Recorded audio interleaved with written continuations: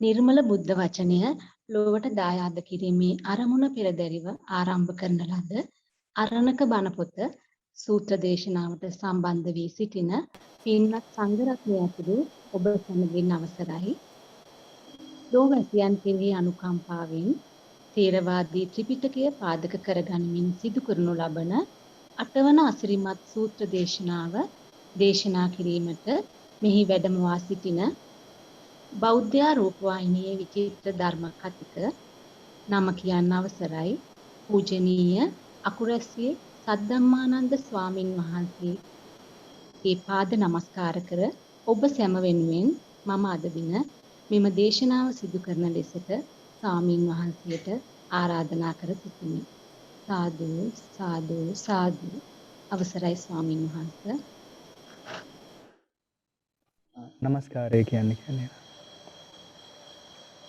නමෝ තස් භගවතු අරහතෝ සම්මා සම්බුද්දස්ස නමෝ තස් භගවතු අරහතෝ සම්මා සම්බුද්දස්ස නමෝ තස් භගවතු අරහතෝ සම්මා සම්බුද්දස්ස බුද්ධං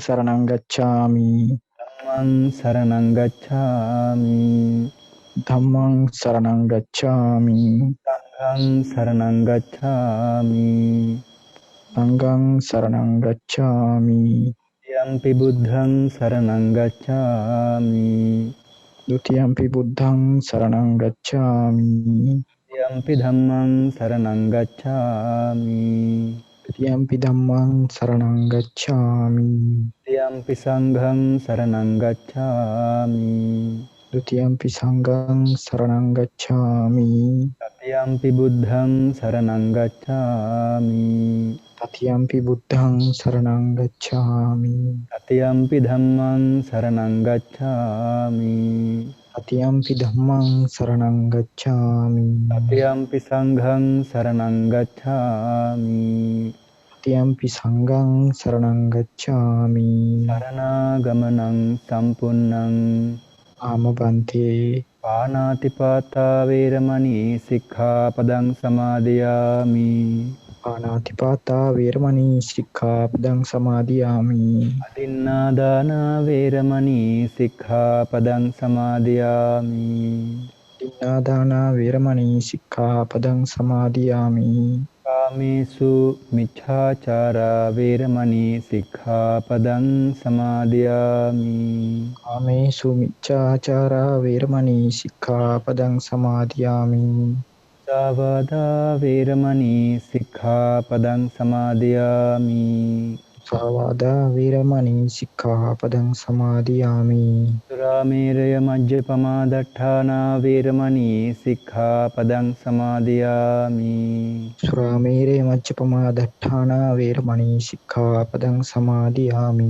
තිසරණේන සද්ධින් පංචශීලං ධම්මං සාධුකං සුරක්ෂිතං කତ୍වා අප්‍රමාදේන සම්පාදේ තබ්බං ආමබන්තේ සාදු සාදු සාදු නමෝ තස්ස භගවතු වරහතෝ සම්මා සම්බුද්දස්ස නමෝ තස්ස භගවතු වරහතෝ සම්මා සම්බුද්දස්ස නමෝ තස්ස භගවතු වරහතෝ සම්මා සම්බුද්දස්ස ඉදානන්ද භික්ඛු uppannං කාමවිතක්කං නාධිවාසේති පජහති විනෝදේති බ්‍යන්ති කරෝති අනභවං ගමේති uppannං ව්‍යාපාද විතක්කං නාධිවාසේති පජහති විනෝදේති බ්‍යන්ති කරෝති අනභවං ගමේති uppannං විහිංසා විතක්කං නාධිවාසේති පජහති විනෝදේති බ්‍යන්ති කරෝති අනභවං ගමේති uppannuppanne පාපකේ අකුසලේ ධම්මේ නාධිවාසේති පජහති විනෝදේති බ්‍යන්ති කරෝති අනභවං ගමේති තී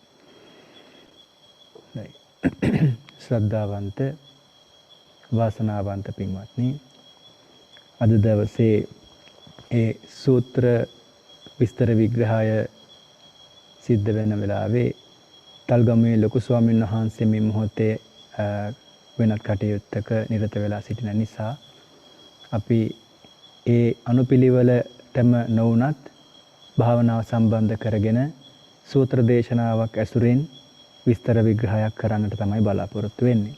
ඉතින් සූත්‍ර පාඨය අපි දේශනාවට පාඨය තෝරාගත්තේ ගිරිමානන්ද සූත්‍රයෙන් බුදුරජාන් වහන්සේ ආනන්ද ස්වාමීන් වහන්සේට විස්තර කරනවා යම් භික්ෂුවක් මේ කාම විතර්ක, ව්‍යාපාද, විහිංසා ආදී අකුසල විතර්ක එනකොට ඒ අකුසල විතර්කයට මුහුණ දෙයිලා ඒ අකුසල විතර්කය නැති කිරීම වශයෙන්, ප්‍රහාණය කිරීම වශයෙන්, නැවත නොපැමිණීමට කටයුතු කිරීම වශයෙන් කොහොමද ඉදිරිපත් කරන්නේ තමන්ගේ ඒ භාවනාවේ කුසලතාවය කියලා බුදුරජාණන්සේ පෙන්වලා දෙනවා. එතකොට එතනදී බුදුරජාණන් වහන්සේ රෝගී භාවයෙන් මිදෙන්නට විස්තර කළාට එතන ඒ රහතන් වහන්සේ කෙනෙකුගේ චිත්තසංතානයේ ගොඩනගෙන බොජ්ජංග ආදී ධර්මතා වලින් රෝගී තත්ත්වයන් මිදුනට සාමාන්‍ය පුද්ගලයෙකුට බොජ්ජංග, ගිරිමානන්ද ආදී වැඩෙන් ඒ සූත්‍ර දේශනාවල තියෙන ආකාරයටම වැඩෙන නිසා ඒ අපිට අදිෂ්ඨාන කිරීම වශයෙන් පිරිත් සජ්ජනා කරනවා. නමුත් භාවනාවේදී කිසියම් කෙනෙකුට මෙහි ප්‍රතිඵලය ගන්න කොහොමද බුදුරජාණන් වහන්සේ දේශනා කළේ කියන එක සාකච්ඡා කරන්න තමයි බලාපොරොත්තු වෙන්නේ. ඉතින් එතකොට අපිට ඒ සූත්‍ර පාඨයට අමතරව මෙතනදී සූත්‍රයක් අපිට සම්බන්ධ කරගන්න වෙනවා විතක්ක සන්ඨාන සූත්‍රය කියන සූත්‍ර දේශනාව. එහිදී බුදුරජාණන් වහන්සේ පියවර වශයෙන් පෙන්වනවා කිසියම් පුද්ගලයෙකුට, භික්ෂුවකට භාවනාවේ යෙදලා ඉන්න කෙනෙකුට භාවනාවක් කිව්වට පස්සේ සමත වශයෙන් නිශ්චල භාවනාවක් වෙන්නට පුළුවන්, නැත්නම් විදර්ශනා වශයෙන් තමන් කරන කටයුතු වලදී කුසලසිත පවත්වා ගැනීමේදී වෙන්නට පුළුවන්. එහෙම අවස්ථාවකදී ඒ කුසලසිතට බාධා කරන අකුසල ධර්මතාවයක් හටගත්තම ඒක ලෝභ හෝ වේවා, ද්වේෂ හෝ වේවා, මෝහ හෝ වේවා, ඒ ලෝභ ද්වේෂ මෝහ කියන අකුසල මූලයන් තුන තමයි අනිවාර්යෙන්ම අකුසල සිතක පවතින්නේ. මේ පින්වතුන් හුඟ දෙනෙක් දන්නවත් ඇති.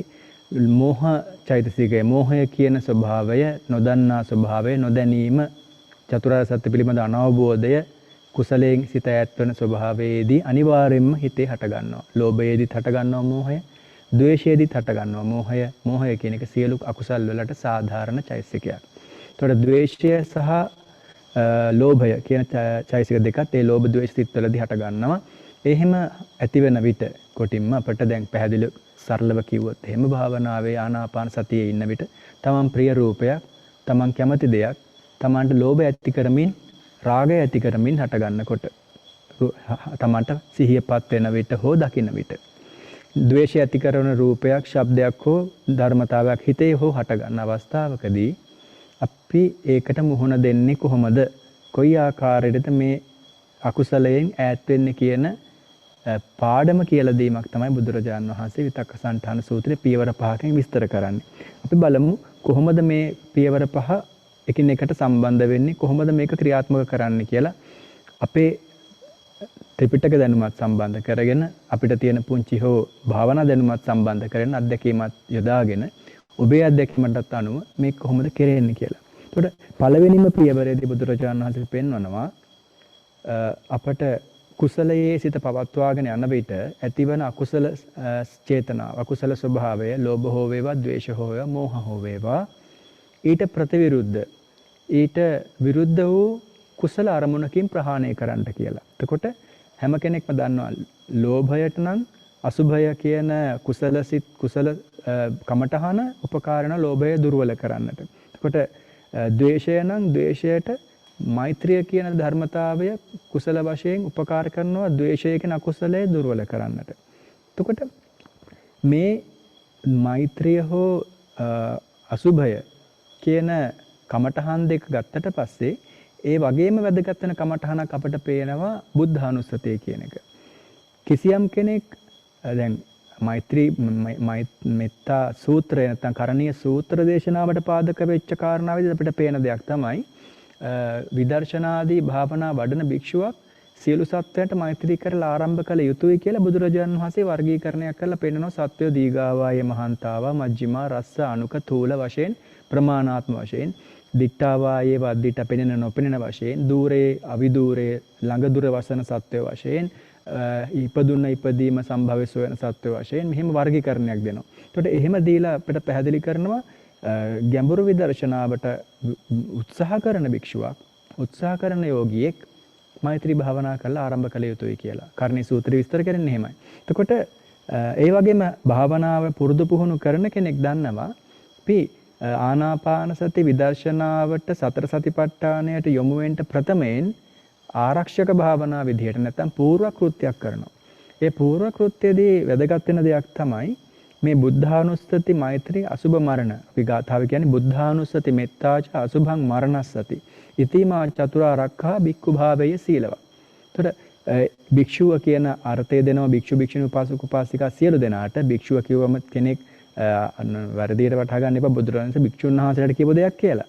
භාවනා යෝගී කෙනෙක් නම් එයාට මේ බුද්ධානුස්සති මෛත්‍රී අසුභ සහ මරණ සති කියන භාවනා කමඨහන් 4 වඩලා ඉන් පසුව තමන්ට ඒ තමගේ ප්‍රධාන මූල කර්මස්ථානයට යොමු වෙනවා නම් ඒක ලොකු උපකාරයක් වෙනවා කියලා පැහැදිලිව පේනවා සහ අපි ඉගෙනගෙන තියෙනවා. අපි බලමු අපි මෙතනදී ප්‍රධාන කර්මස්ථානයේදී ආනාපාන සතිය ගමුකෝ. ආනාපාන සති භාවනාව ගත්තට පස්සේ ආනාපාන සතිය කියලා කියන්නේ සිතට පුරුදු පුහුණු කරන්නට තරමගුරට අපහසු නවක යෝගියෙකුට නැත්නම් නුපුහුණු යෝගියෙකුට හිත එක තැනක පවත්වන්න බොහොම අපහසු කමඨහනක්. ඒ කමඨහනට යොමු වෙන්න කලින් කිසියම් කෙනෙක් බුද්ධානුස්සතිය, මෛත්‍රිය, අසුභය, මරණ සතිය වඩලා හිටියොත් ඒ කමඨහනේ යෙදෙන්නට ප්‍රධාන කමඨහනේ යෙදෙන්නට පහසුවක් ඇති වෙනවා. ඒක අපිට ප්‍රායෝගිකවම පේන දෙයක්. හේතුව මොකද? ආනාපාන සතිය කියලා කියන්නේ මේ මොහොතේ සිත පැවැත්වීම. මොකද හුස්ම කියන එක අපි ඊයේ හුස්ම නෙමෙයි, හෙට හුස්ම නෙමෙයි, මේ මොහොතේ වැටෙන හුස්මක් බලන්නේ. මේ මොහොතේ හිත පවත්වන්න හිත පුරුදු නැහැ, හිත කැමති නැහැ. එහෙමනම් මොකද වෙන්නේ? සිත નિરાයසයෙන්ම අතීතයේ දෙයක් ආවර්ජනය කරනවා. එහෙම නැත්නම් අනාගතේ සැලසුම් කරනවා. අපි හුඟ වෙලාවකට කරන්නේ ඔය දේ. මේ මොහොතේ ඉන්න කැමති නැති නිසා අතීතය සැලසුම් කරනවා සහ අතීතය මතක් කරනවා, අනාගතේ සැලසුම් කරනවා. එහෙමනම් ආනාපාන සතිය කියන කමඨහනට හිත සාමාන්‍ය කෙනෙකුගේ හිත කැමති නැහැ. දෙවෙනි කාරණා තමයි ආනාපාන සතිය කියන හුස්ම කියන අරමුණට මගේ ආදරයක් හෝ අකමැත්තක් නැහැ. ලෝභයක් හෝ ද්වේෂයක් නැහැ. මේක උපේක්ෂා සහගත බොහොම හොඳ අරමුණක්. ඒ අරමුණේ ඉන්නට සාංශාරික වශයෙන් අපි පුරුදු පුහුණු කරපු ලෝභ ද්වේෂ අරමුණු එක්ක ජීවත් වෙච්ච අපේ චිත්තසංතානය කැමති නැහැ. එහෙමනම් මොකද වෙන්නේ? ඒ ආනාපාන සතිය කියන උපේක්ෂා සහගත අරමුණ ප්‍රතික්ෂේප කරනවා. ඒ අරමුණ ඉන්න දෙන්නේ නැහැ. ඒ අරමුණට අපි පුරුදු නැති නිසා. මම මේ කියන්නේ නුපුහුණු නවක යෝගියෙකුට. පුහුණු කෙනෙකුට උනත් එහෙම තමයි කාලයක් පුරුදු කරනකොට දැනෙනවා විනාඩි ගණනාවක් සමහරට දීර්ඝ කාලයක් හිටියත් අරමුණේ නැවත හිත පිට යන ස්වභාවයක් තියෙනවා. සාමාන්‍ය කෙනෙකුට දැනෙන දෙයක් ඒක. එතකොට ඒ ලෝභයට ද්වේෂයට දැන් අපි සංසාරේ ගත්තට පස්සේ බොහොම දීර්ඝ සංසාරයක අපි ඇවිල්ලා තියෙනවා. යක්කු ප්‍රේතයෝ වෙලා, දෙවියෝ වෙලා, බ්‍රහ්මයෝ වෙලා, අනිරයේ නරකයේ උප්පත්ති ලැබලා මනුස්ස වෙලා ඔය හුඟක් අවස්ථාවල කල්යාණ මිත්‍ර සම්පත්තිය අපිට ලැබුණේ නැහැනේ. ඊළඟට අපට බුද්ධෝත්පාද කාලයක් ලැබුණේ නැහැනේ. සද්ධර්ම ශ්‍රවණයක් ලැබුණේ නැහැනේ බහුතර කාලයකදී. ඒ කාල තුලදී අපි පුරුදු කරපු සාංශාරික පුරුද්ද එක මොහොතකදී, එක බුද්ධෝත්පාද කාලයකදී, එක මනුස්ස කෙටි ජීවිතයකදී වළක්වන්න ලොකු ශක්තියක්, ලොකු සටනක් දෙන්න වෙනවා. අන්නේ සටනේදී මේ ජීවිතයේදී පුරුදු පුහුණු නොකලත් ලෝභය ද්වේෂය ඔබට සාංශාරික වශයෙන් මෙතනදී පහර දෙනවා. අන්න ඒ නිසා හිත කැමති නැහැ මේ උපේක්ෂා සහගත අරමුණේ ඉන්න. ඒක තමයි ප්‍රධානම කාරණාව. මොහොතක් හෝ භාවනාවට උත්සාහ කරපු කෙනෙක්ට මම මේ මොකද්ද කියන්නේ කියලා පැහැදිලිව තේරෙනවා. එහෙම අවස්ථාවකදී අපේ සිතට එන ලෝභය දුර්වල කරන්න, අපේ හිතට එන ද්වේෂය දුර්වල කරන්න උපකාර වෙන කමඨහන් 4ක් තමයි අපි ආනාපාන සතියට කලින් පුරුදු කළේ. ඒක තමයි බුද්ධානුස්සති, මෛත්‍රී, අසුභ, මරණ සති කියලා කියන්නේ. බලමු මේක කොහොමද සිද්ධ වෙන්නේ කියලා. ආනාපාන සතියේ හිත පවත්වනකොට නැත්නම් වෙනත් කමඨහනක හිත පවත්වනකොට ඔබට ලෝභයක් ඇති වෙනවා නම් ඒ ලෝභය දුර්වල කරන්න අසුභය උපකාර කරනවා. ඔබ කලින් අසුභය වඩලා තිබ්බනම් මීට ප්‍රථමයෙන් ඒ ලෝභ ස්වභාවය දුර්වල වෙනවා. භාවනාවේදී ඔබට ද්වේෂයක් ඇති වෙනවා නම් මීට කලින් ඔබ භාවනාවට කලින් ඔබ මෛත්‍රී භාවනා පුරුදු පුහුණු කරලා තිබ්බනම් මොහොත් විනාඩි කිහිපයකට හරි ඒ මෛත්‍රිය අර පසුව ඇති වෙන ද්වේෂය දුර්වල කරන්න උපකාරයක් වෙනවා. අපි බලමු බුද්ධානුස්සතිය කොහොමද මේකට උපකාර වෙන්නේ කියලා. අපිට අපේ ගුරුවරු දැන් තල්ගම ලොකු ස්වාමීන් වහන්සේ පැහැදිලි කරනවා නිතර අපට කියලා දෙන දෙයක් තමයි හතරම වඩන්න බැරි නම් බුදු ගුණවත් වඩන්න. බුදු ගුණ අනිවාර්යෙන්ම උපකාර වෙනවා මේ ලෝභ ද්වේෂ මොහ තුනටම පහර දෙන්න. ඒක ලොකු ශක්තියක් දෙන දෙයක්. අපේ ගුරුවරු නිතරම අපිට කියලා දෙන දෙයක් තමයි බුද්ධානුස්සතිය. මේ බුද්ධානුස්සතිය කොහොමද වෙන්නේ කියලා අපිට ඔප්පු කරන්න පුළුවන්. ඔප්පු කරන්නේ කොහොමද? බුද්ධානුස්සතිය කියලා කියන්නේ ශ්‍රද්ධාව ගොඩනගන ධර්මතාවයක්. බුදු ගුණ, ධර්මයේ ගුණ, සංඝ ගුණ කියන මේ ත්‍රිවිධ රත්නේ ගුණ මෙනෙහි කරන පුද්ගලයා තුළ කුසලයේ හට ගන්න සාමාන්‍ය ශ්‍රද්ධාව ඉහළ මට්ටමට අරගෙන යනවා. ඒ ඉහළ මට්ටමට එනකොට සද්ධා අහන ලක්කන ශ්‍රද්ධාවෙන් සම්පසාදන ශ්‍රද්ධා දක්වා ඒ කියන්නේ සිත පිරිසිදු කරන ස්වභාවය දක්වා අරගෙන එනවා. ඒකට උදාහරණයක් තමයි අපිට පෙන්වන්න පුළුවන් මේ විදිහට අර සක්විත රජුරුවන්ගේ උදක ප්‍රසාද මාණික්‍ය වගේ. එතනදී අර මඩ රොඩු ඈත්මෑත් කරලා ජලය පිරිසිදු කරලා දෙනවා වගේ හිතේ තියෙන මේ කාමච්ඡන්ද ව්‍යාපාද තීන මිද්ද උද්ධච්ච කුක්කුච්ච විචිකිච්ඡා කියන මේ ධර්මතා පහ දුර්වල කරලා දෙනවා බුද්ධානුස්සතිය. එහෙනම් ශ්‍රද්ධාව සම්පසාදන ලක්ෂණ ශ්‍රද්ධාව. එතකොට බුදු ගුණ වඩද්දී ශ්‍රද්ධාව වැඩෙනවා නම් ශ්‍රද්ධාවේ සම්පසාදන ස්වභාවයෙන් කෙලෙස් යටපත් කරනවා නම් නීවරණ වශයෙන් පහම කාමචන්ද කියන්නේ ලෝභය, ව්‍යාපාද කියන්නේ ද්වේෂය. පැහැදිලිවම පේන දෙයක් තමයි බුද්ධානුස්සතිය කියන එකෙන් ශ්‍රද්ධාවට උපකාරයක්. ශ්‍රද්ධාව ගොඩ නැගෙන විට නීවරණ යටපත් වීමක් ඒ ස්වභාවයෙන් සිද්ධ වෙනවා. එතකොට ඒ නිසා තමයි බුදුරජාණන් වහන්සේ දජ්ජග්ග සූත්‍රය විස්තර කරන්නේ මහණෙනි ඔබට භයං වා චම්බිතත්තං වා ලෝමහංසෝ වා බයක් තැති ගැනීමක් ලොමුඩ හැගැන්වීමක් ඇති වුණා නම් මමේව තස්මින් සමේ අනුසරයාට බුදුරජාණන් වහන්සේ මම කියලා කියන්නේ මුන්වහන්සේගේ ගෞතම බුදුරජාණන් වහන්සේගේ පමණ නෙමෙයි සියලු බුදුරජාණන් වහන්සේලාගේ පවතිනා වූ මේ ලෝකයේ කොපමණ බුදුරවරු පහළ වුණාද එපමණක් බුදුවරුන්ගේ තිබුණා වූ කැටි කරගත්ත ගුණ නමයක් විදිහට ඉතිපිසෝ ගාථාව විස්තර කරලා දෙනවා. අරහං සම්මා සම්බුද්ධ ආදී බුදුගුණ මෙනෙහි කරන විට ඔබේ හිතේ හටගන්න භය තැතිගැන්ම දුර වෙලා යනවාය කියලා. ඒක ඔප්පු කරන්නේ කොහොමද? බුදුගුණ වඩද්දී ශ්‍රද්ධාව වැඩෙනවා නම් ශ්‍රද්ධාව වැඩෙද්දී කාමච්ඡන්ද ව්‍යාපාද දුර්වල වෙනවා නම් දෙවෙනි නීවරණය තමයි ව්‍යාපාද. ව්‍යාපාද කියන්නේ අපි හැමෝම දන්නවා ද්වේෂය. ද්වේෂය කියලා කියන්නේ අපි හැමෝම දන්නවා බය, දුක, තරහ කියන තුනම. බය, දුක සහ තරහ කියන තුනම නියෝජනය කරන ද්වේෂය.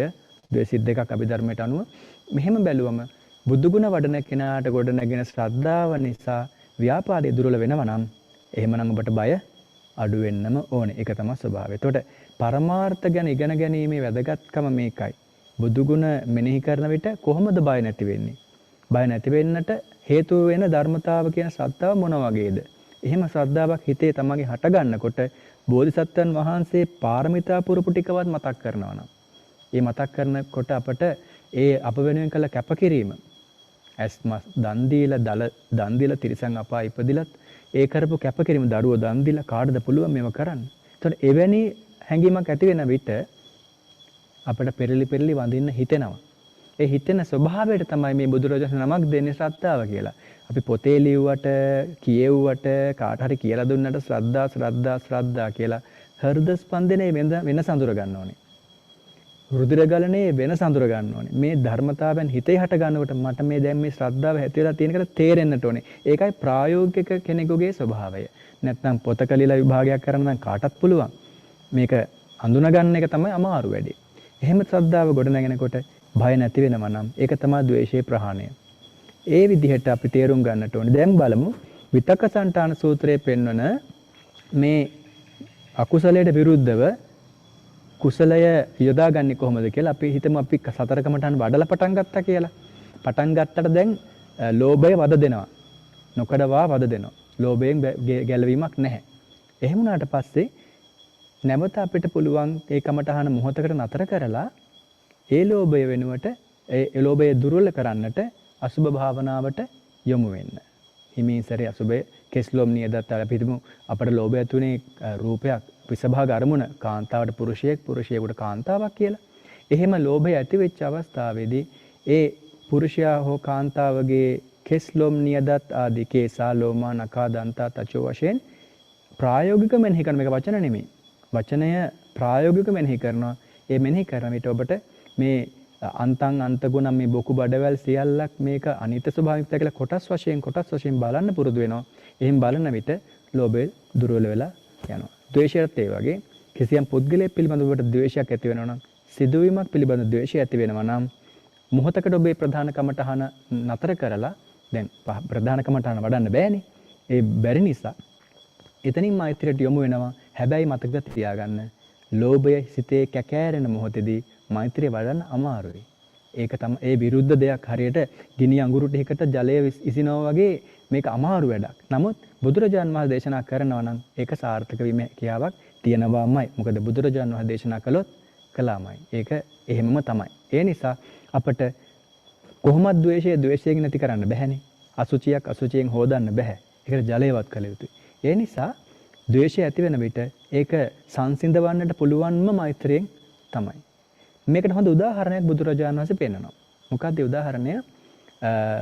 ලී පතුරක ලීයක ලෑල්ලක ඇණයක් ගහලා තියෙනවා. මේ ඇණය ඉවත් කරන්න අවශ්‍යයි. ඉවත් කරන්නේ කොහොමද?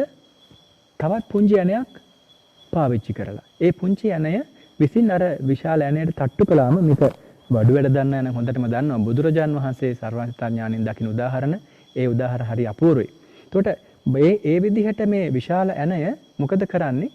කුඩා ඇණයෙන් තට්ටු කරලා ඉවත් කරනවා වගේ හිතේ හටගත්ත අකුසල ධර්මය, ඒ ලෝභ ද්වේෂ අකුසල ස්වභාවය අපි ඊට ප්‍රතිවිරුද්ධ කුසල අරමුණ යොදලා අයින් කරලා දානවා.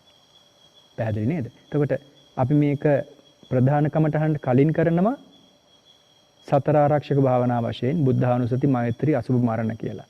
එහෙම නැත්නම් දැන් භාවනාවට බාධා කළා ඒ අකුසල ස්වභාවය. ඒ නිසා ඔබ නැවත ලෝභයට අසුභය, ද්වේෂයට මෛත්‍රිය, ප්‍රතිවිරුද්ධ කමටහන වඩලා ප්‍රතිචාරයක් දක්වනවා නැත්නම් ප්‍රතිකාරයක් කරනවා. ඒ ප්‍රතිකාරය උපකාර වෙනවා ඔබට භාවනාව එතනින් ඉදිරියට කරගෙන යන්න.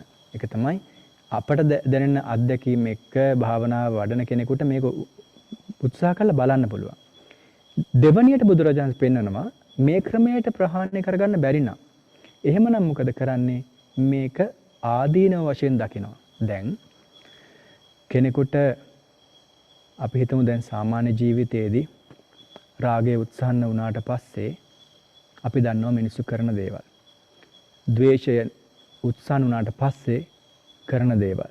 සමහර විට රාගය කිව්වට පස්සේ ඔබ හිතන්න පුළුවන් කාම රාගය කාන්තා පුරුෂ වශයෙන්, නමුත් සොරකමක් කරන්නේත් රාගයෙන්. ලෝභ සිතක් ඇති වෙලා. රාගය, ලෝභය, තෘෂ්ණාව එකම අර්ථ. එතකොට සොරකමක් කරන්න Tamanට හිතනකොට ඒ ලෝභ සිතුවිල්ල නොදැක්කොත්, ප්‍රතිචාර නොදැක්කොත් කුසල වශයෙන්. ඊළඟට රාගයක් ඇති වෙන විට ස්ත්‍රී පුරුෂ වශයෙන් විෂභාග අරමුණට ඒ තුල තමන් එතන ආදීනම නොදැක්කොත් ලොකු ප්‍රශ්නයකට මුහුණ දෙන්න වෙනවා. ද්වේෂය ඊටත් වඩා බරපතලයි. මොකද ද්වේෂය කියලා කියන්නේ ආනන්තරික කර්ම සියල්ලට හේතුව. මව මැරීම, පියා මැරීම, රහතුන්ගේ ලේසැලවීම, බුදුන් රහතුන් ඝාතනය කිරීම, බුදුන්ගේ ලේසැලවීම සහ සංඝ බේදය කියන්නේ. මේ හැම දෙයක්ම සිද්ධ වෙන්නේ ද්වේෂය සම්බන්ධ කරගෙන. එතකොට තමන්ට අනිවාර්යෙන් අපායට යන්න වැඩ සලස්වන අකුසලයක් තමයි ද්වේෂය. එතකොට රාගය, ද්වේෂය අඳුනගෙන මේක ලෝභයක්, මේක ද්වේෂයක් කියලා ඒ ලෝභය, ද්වේෂය නිසා මට ඇති වෙන ප්‍රතිඵලය මොකද්ද? මට දැන් මේ දේ කළොත් මොකද සිද්ධ වෙන්නේ කියලා දකින්න පුළුවන් වෙන්න ඕනේ. අන්න ඒක තමයි දෙවනි ප්‍රතිචාරය අපි දක්වන අකුසලයට. කොහොමද කරන්නේ? දැන් අපි හිතමු ලෝභයක් ඇති වුණා කිසියම් වස්තුවක් පිළිබඳව. දැන් හොරකම් කරන්න හිතෙනවා. නමුත් හොරකම් කරන්නේ නැහැ. මොකද ඔබ කල්පනා කරනවා මේ හොරකම කරලා මම අහු වුණොත් මේ ප්‍රාථමික මට්ටම මට හිරේ විලංගු වැටෙන්න සිද්ධ වෙනවා. මට දඬුවම් ලබන්නට සිද්ධ වෙනවා. ඊළඟට මට ලැජ්ජා විඳින්නට සිද්ධ වෙනවා. පළවෙනි කාරණා. ඉන්පස්සේ එතනින් එහාට මේ සොරකම මම සිද්ධ කරගත්තොත් සීල වශයෙන් මගේ සීලය, මගේ පංච සීලය බිඳිලා යනවා. ඒක තරමක් දුරට අර සමාජයේ තියෙන හැලහැප්පිලි, සමාජයෙන් එන දෝෂාරෝපණයට වඩා ටිකක් ඉහළින් හිතන කෙනෙකුට තමයි සීලය ගැන හිතෙන්නේ. හොරතක් කඩියෙකුට හිතෙන්නේ නැහැ සීලය තමන්ගේ නැති වෙලා යනවායි කියලා. නමුත් සීලය පිළිබඳ ආදරයක්, කැමැත්තක්, රකින්න උවමනාවක් තියෙන කෙනෙකුට මතක් වෙනවා මම මේ පොඩි දේ වුණත් හොරකම් කළොත් මගේ සීලයට හානියක් සිද්ධ වෙනවා කියලා. එතකොට 5න් 4ට වැටෙන්න කැමති නැති කෙනා ඒක නොකර ආදීනව දැකලා තවදුරටත් මෙහි උසස් මට්ටමකට එන පුද්ගලයා මොකද කල්පනා කරන්නේ? මේ ලෝභ සිතත් සොරකම් කළත් නොකළත් මේ ලෝභ සිතත් ඇති වෙන එක මට අකුසල විපාක ඇති කරන්න හේතුවක්. ලෝභය ද්වේෂය දෙකම අකුසල විපාක ඇති කරනවා. මේ කර්ම ප්‍රත්‍යයෙන් විපාක ප්‍රත්‍යයට උපනිශ්‍රය වෙනවා. ඒක නිසා මොකද වෙන්නේ? Tamanට පසු කාලේ ඉදිරි කාලයේදී මේ ජීවිතය හෝ ditthadama වේදනීය වශයෙන් ඊළඟ ජීවිතයේදී හෝ උපපජ්ජ වේදනීය වශයෙන් නිවන් දකින අජාති දක්වාම අපරාපරේ වේදනීය වශයෙන් විපාක විඳින්නට සිද්ධ වෙන්නට පුළුවන්. හොඳම උදාහරණ තමයි මුගලන් මහරහතන් වහන්සේ. උන්වහන්සේ සංසාරේ කල්ප ගානකට පෙර කරගත් අකුසලය නිරේ දුක් විඳලත් ක්‍රමයෙන් ඉහළට නැගලා ඇවිල්ලා අවසානයේ රහත් වෙලා අවසාන භවයේදී පිරිනිවන් පාන සිද්ධ වෙච්ච හැටි හැමෝම දන්නවනේ. ඒ ඉතුරු වෙච්ච පුංචි විපාක හරි බරපතල ලෙස අපිට මේ හේතු වෙනවා මේ අකුසල කර්මවල විපාක. ඒක ඉවර වෙන්නේ නැති මට්ටමකට. කියන්නේ ප්‍රහාණය තමන්ට අහෝසි කර්ම වශයෙන් නැති කරන්නට හැකියාව තියෙන සීමාවක් තියෙනවා. ඉතින් උන්වහන්සේරන් 이르දිමත් රහතන් වහන්සේ කෙනෙක් 이르දිමත් අතර අග්‍රස්ථාන ලැබු මුගලන් මහරහතන් වහන්සේටත් එහෙම විපාක දුන්නා නම් අපි ගැන කවර කතාවද? අපි මේ හිතන ලෝභ සිතුවිල්ල, ද්වේෂ සිතුවිල්ලත් අපට නරක විපාක දෙනවා. ඒ විපාකය පිළිබඳව බයක් ඇති කරගෙන තමන්ට මේන් ගැලවෙන්න පුළුවන්. අපාය වැටුණොත් තියෙන දුක, අපායේ තියෙන වේදනාව, තමන්ට තියෙන ඒ අපායේ තියෙන මේ කටුක ස්වභාවය, තිරිසන් අපායත් අපාය කොට හතරක්නේ. මේ අපාය හතරෙම තියෙන දුක්ඛිත ස්වභාවය තේරුම් ගත්තට පස්සේ කුසල අකුසලයට තමන් විපාක වශයෙන් බයක් වෙනවා. ඒ විපාක දෙනකොට මෙහෙමයි වෙන්නේ කියලා තේරුම් ගන්නකොට. ඉන්පස්සේ තවදුරටත් උසස් මට්ටම හිතන කෙනෙකුට දැන් සමාජය ගැන හිතුවා, සීලය ගැන හිතුවා, අකුසල විපාක ගැන හිතුවා. තවදුරටත් හිතන කෙනෙකුට කල්පනා වෙනවා දෙයිනි මං නිවන් දකින්න ඕනනේ. මම මේ වැරද්ද කළොත් මට නිවනට ලොකු බාධාවක් සිද්ධ වෙන්න පුළුවන් කියලා. එහෙම හිතනකොට යාට ඒ අවස්ථාවේදී ඒ අකුසලයෙන් මිදෙන්නට හිත යොමු වෙනවා. දැන් දේවදත්ත ස්වාමීන් වහන්සේට නොවරදින්නට තිබුණා එදා රන්තලියට අර අදිෂ්ඨානයේ අර විදිහට මම සංසාරයේ පස්සෙන් එනවාය කියලා එකට එක කරන්න නොහිතුවා නම් සත්‍තිස්සර වශයෙන් පසේ බුද්ධත්ව ලබන තරම් පින් කරපු උතුමන් වහන්සේ කෙනෙක් අපට ඒ සහතිකය තාම ලැබිලා නැහනේ. දැන් කොච්චර අනන්තරී කර්ම කළත් බුදුරජාන් වහන්සේගේ ශ්‍රී මුඛයෙන්ම දේශනා කරනවා දේවදත්ත ස්වාමීන් වහන්සේ නිවන් අවබෝධ කරනවායි කියලා. අපට ඒ සහතිකය තාම ලැබිලා නැහැ. එතකොට වැරදුනේ කොතනද? අර සේරිවානිජ ජාතකයේ කච්චපුට සේරිවානිජ දෙන්නගේ මේ ප්‍රශ්නේ නිසා සංසාරේ ලොකු වරදීමක් සිද්ධ වුණා. එතන ඇති වෙච්ච ලෝභ සිතුවිල්ල, ද්වේෂ සිතුවිල්ල. මුලින් ලෝභය රන්තලිය පිළිබඳව, පසුව ද්වේෂය. ඒ අරගෙන ගිය කාරණා පිළිබඳව. බලන්න සසරේ කොච්චර දුකකට උන්වහන්සේපත් වුණාද? අද මේ වෙන විට මම මේ බණ කියද්දී නිරයේ හිසත් දෙපාත් හිර වෙලා විශාල ශරීරයක් ඇතුව ගිනිදළු වලින් මුළු ශරීරයම පිච්චිලා යන අතරේ හිසේ සිට පහළට උදරයේ සිට දෙපැත්තට යකඩ පොළු වලින් යකඩ උල් වලින් ඇනෙනවා. හැබැයි ජීවිතය අවසන් වෙන්නේ නැහැ. මහා දුකකටපත් වෙලා උන්වහන්සේ කාලය ගත කරනවා. නමුත් නිවන් අවබෝධ කරගන්න එක උපනිෂදින් කුසලයක් පොඩි හරි කුසලයක් කරගත්තොත් ඒක විපාක දෙනවා කියන්නේ ඒකනේ. ඒ විපාකය කුසලයටත් පොදුයි අකුසලයටත් පොදුයි. ඉතින් ඒ නිසා මෙයා නිවන් අවබෝධයට ප්‍රමාදයක් වෙයි. නිවන් අවබෝධයේ වැළකේ කියන බයට ඒ අකුසලයෙන් මිදෙනවා. සිතුවිල්ලෙන් පවා. දැන් සීලය බින්දෙන්නේ සතෙක් මැරුවොත් පමණයි. නමුත් සතෙක් මරන්න හිතන කොටත් අකුසල කර්ම සිද්ධ වෙනවානේ. සිතේ අකුසලයක් හට ගන්නවනේ ද්වේෂයක්. ඒ ද්වේෂයට කවුද වග කියන්නේ? ඒත් විපාක දෙනවා. සුළු වශයෙන් විපාක දෙනවා. කර්මපතයක් සම්පූර්ණ නොවුනට මේ හිත පරිස්සම් කරගන්න හරි අමාරුයි. ඒ නිසා තමයි අපි කර්මස්ථානයක සිත පවත්වන්නේ. ඒ කර්මස්ථානෙ ඉන්න දෙන්නේ නැති නිසා තමයි මේ ප්‍රතිකාර අපි කරන්නේ. ඒක තමයි මේ දෙවෙනි ක්‍රමයේදී බුදුරජාණන් පෙන්නන්නේ. උදාහරණයක් පෙන්නනවා කොහොමද මේ අකුසලය පිළිකුල් කරලා අයින් කරන්න කියලා. හරි ලස්සන උදාහරණයක්. ලස්සනට ඇඳලා නාලා කරලා පිරිසිදු වෙච්ච තරුණයෙක් හෝ තරුණියක් හොඳට සුවඳ ගල්වල ඉන්න වෙලාවක සර්ප කුණක් එහෙම නැත්නම් මිනිස්ය කුණක් මියගිය මිනිසෙකුගේ කරට වැටුනොත් එහෙම මොන වගේ පිළිකුලක් ඇති වේවිද? බලන්න බුදුරජාණන්සේගේ උදාහරණ හරිම අප්‍රසන්න භාවයක් ඒ පුද්ගලයා තුළ. දැන් තරුණ කෙනෙක් ලස්සනට ඉන්න පිරිසිදුට කැමති නාල කරලා සුවඳ ගල්වල ඉන්න වෙලාවේ සර්පකුණක් මැරිච්ච සර්පේ කරට වැටුණට පස්සේ මැරිච්ච මලකුණක් කරට වැටුණට පස්සේ බොහොම පිළිකුලෙන් යුක්තව වීසිකලා දාන්නේ ඇදලා අරගෙන වීසිකලා දාන්නේ කොහොමද? ආන්නේ විදිහට මේ අකුසල විතර්කය සිතෙන් ඈඩ් කරන්නට එහි ආදීනව දකින්න කියලා. දැන් ගඳ ගහනවනේ ගෑවුනට පස්සේ. අකුසලයත් ඒ වගේ තමයි. සසරම ගඳ ගහනවා. සසරම විනාශ කරලා දානවා. ඒක ප්‍රායෝගිකව තේරුම් අරගෙන ඒ විතර්කයෙන් අයින් වෙන්නට. නාදි වාසේති පජහති විනෝදේති බ්‍යන්ති කරෝති අනුභවංගමේති. මේක නැවත මතු නොවන්නට කටයුතු කරන්නට වීරිය කරනවා. අපිට වීරිය පැත්තෙන් ගත්තොත් එහෙම uppannānaṁ akusalaṇaṁ dhammānaṁ pahānāya චන්දං ජනේති වායමති විරියං ආරභති චිත්තං පග්ගණ්ණාති පදහති. උපන් අකුසල ස්වභාවය නැති කරන්නට වීරිය කරනවා. එතකොට ඒ විදිහට දැන් බුදුරජාණන් වහන්සේ පෙන්නනවා මේ විදිහට මේ විතර්කය නැති කරන්නත් බැරි නම් ඉන්පස්සේ කොහොමද කරන්නේ? මොකද්ද?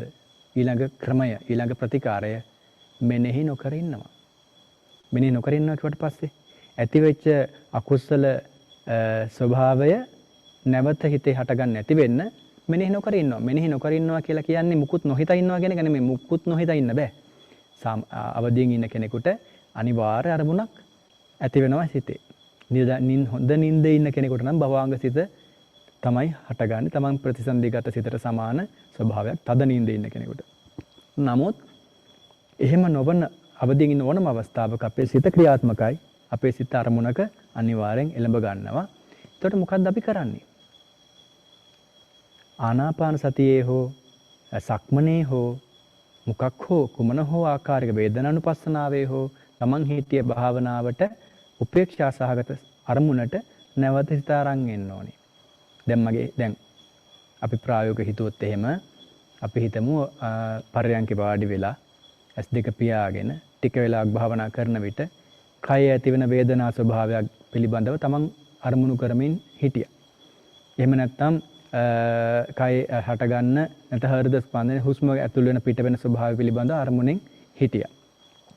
ඒ ඉන්න අතරදී එකවරම තමන්ට ලෝභයක්, ද්වේෂයක් නැත්නම් අපි දමු විචිකිච්ඡා ස්වභාවයක් කියලා. මේ කමඨාන හරියද දන්නේ නැහැ. බුදුරජාණන් වහන්සේ කෙනෙක් පහළ වුණාද දන්නේ නැහැ. මේ විදිහට ධර්මයේ දේශනා කළාද දන්නේ නැහැ. පටිච්චසමුප්පාදේ හරියද දන්නේ නැහැ. මහා විශාල සැක සංකා ගොඩක් ඇති වෙන්න පුළුවන්. මේක මෝහයේ ස්වභාවය. එහෙම දැනගත්තට පස්සේ මොකද කරන්නේ? Taman තේරුම් ගන්නවා දැන් මේ මොහොතකට කලින් ඇති වුණේ සිතේ විසිරෙන ස්වභාවයත් එක්ක ආපු මෝහය.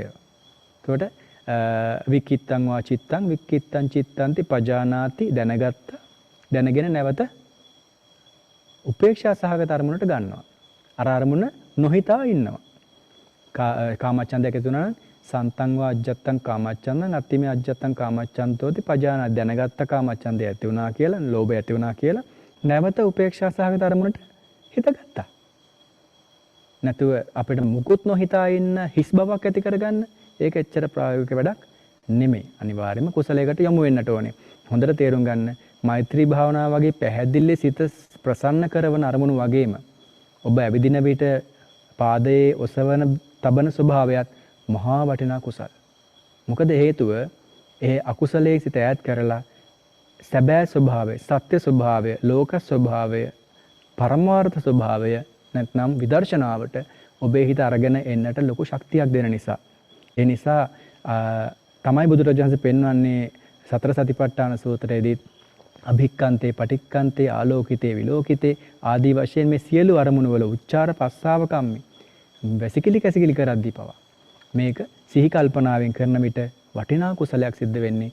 එක හුස්මක් බලන්න පුළුවන් නම් හරියට උපේක්ෂා සහගත හොඳ අවබෝධයකින් අවධානයකින් එහි ඇති කරන කුසල ශක්තිය මෙපමණයි කියලා කියන්න බෑ. මොකද මේ ලෝකයේ සතෙක් වෙලා ඉපදුනා නම් ප්‍රේතයෙක් වෙලා ඉපදුනා නම් මේ වැඩේ කරන්න බෑ. බුදු කෙනෙක් ලෝකේ පහළ නොවෙච්ච කාලෙක ඉපදුනා නම් මේක කරන්න අපි දන්නේ නැහැ. ඒක නිසා මේ කමඨහන් වැඩිම හරිය වැදගත්.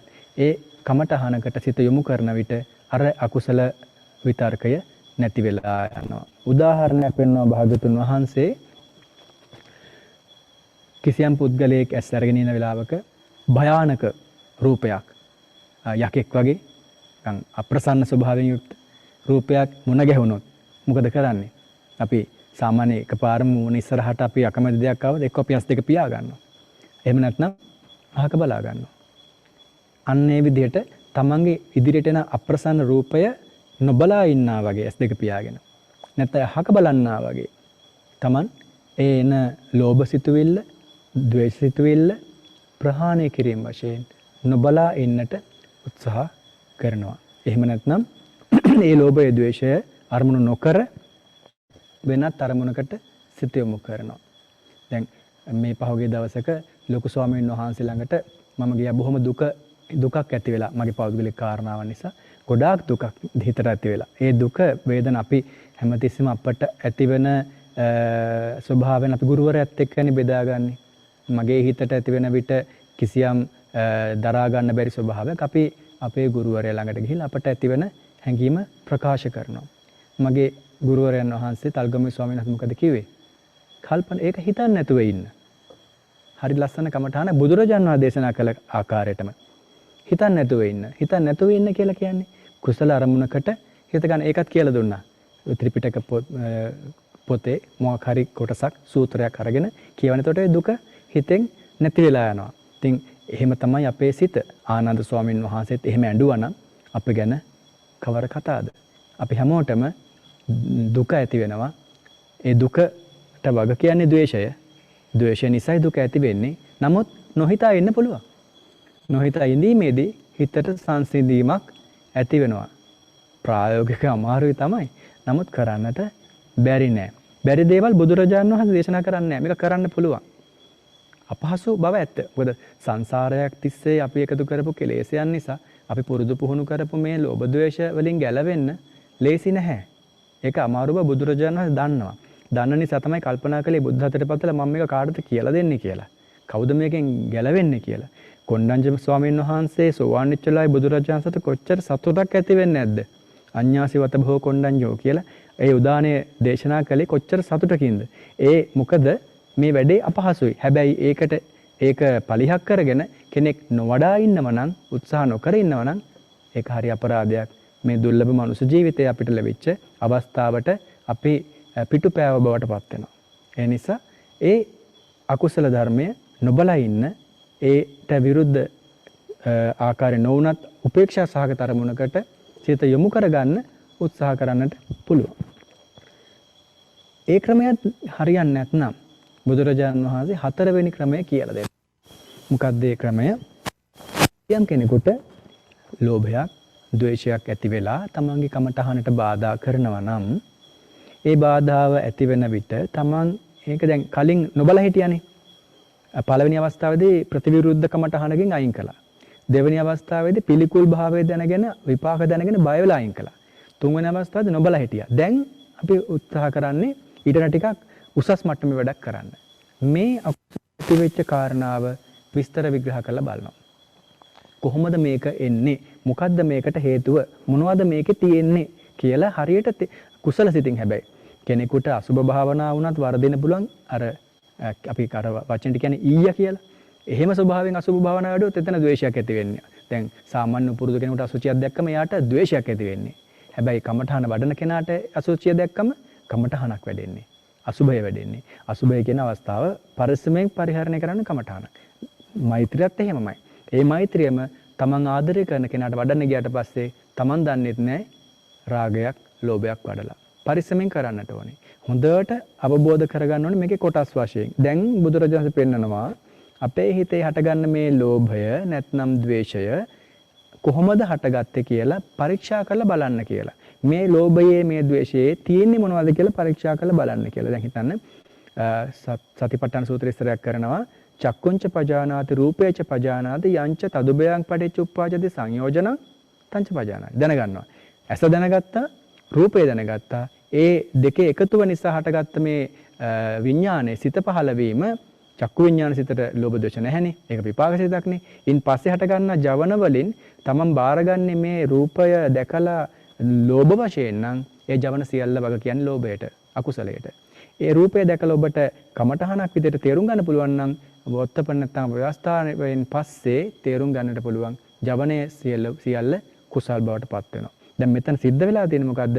ඒ දැකපු රූපය ඇසේ ගැටුණා චක්කු ප්‍රසාදේ ගැටුණා කියලා තේරුම් ගත්තේ නැහැ. ඒ රූපය අනිත්‍ය කියලා තේරුම් ගත්තේ නැහැ. චක්කු ප්‍රසාදේ අනිත්‍ය කියලා තේරුම් ගත්තේ නැහැ. ඒ නිසා හටගන්න සංයෝජන ලෝභ ද්වේෂ මෝහමනේ. සංයෝජන කියලා කියන්නේ අකුසල ධර්මයන්. මේ අකුසල ධර්මයන් තේරුම් ගත්තේ නැහැ.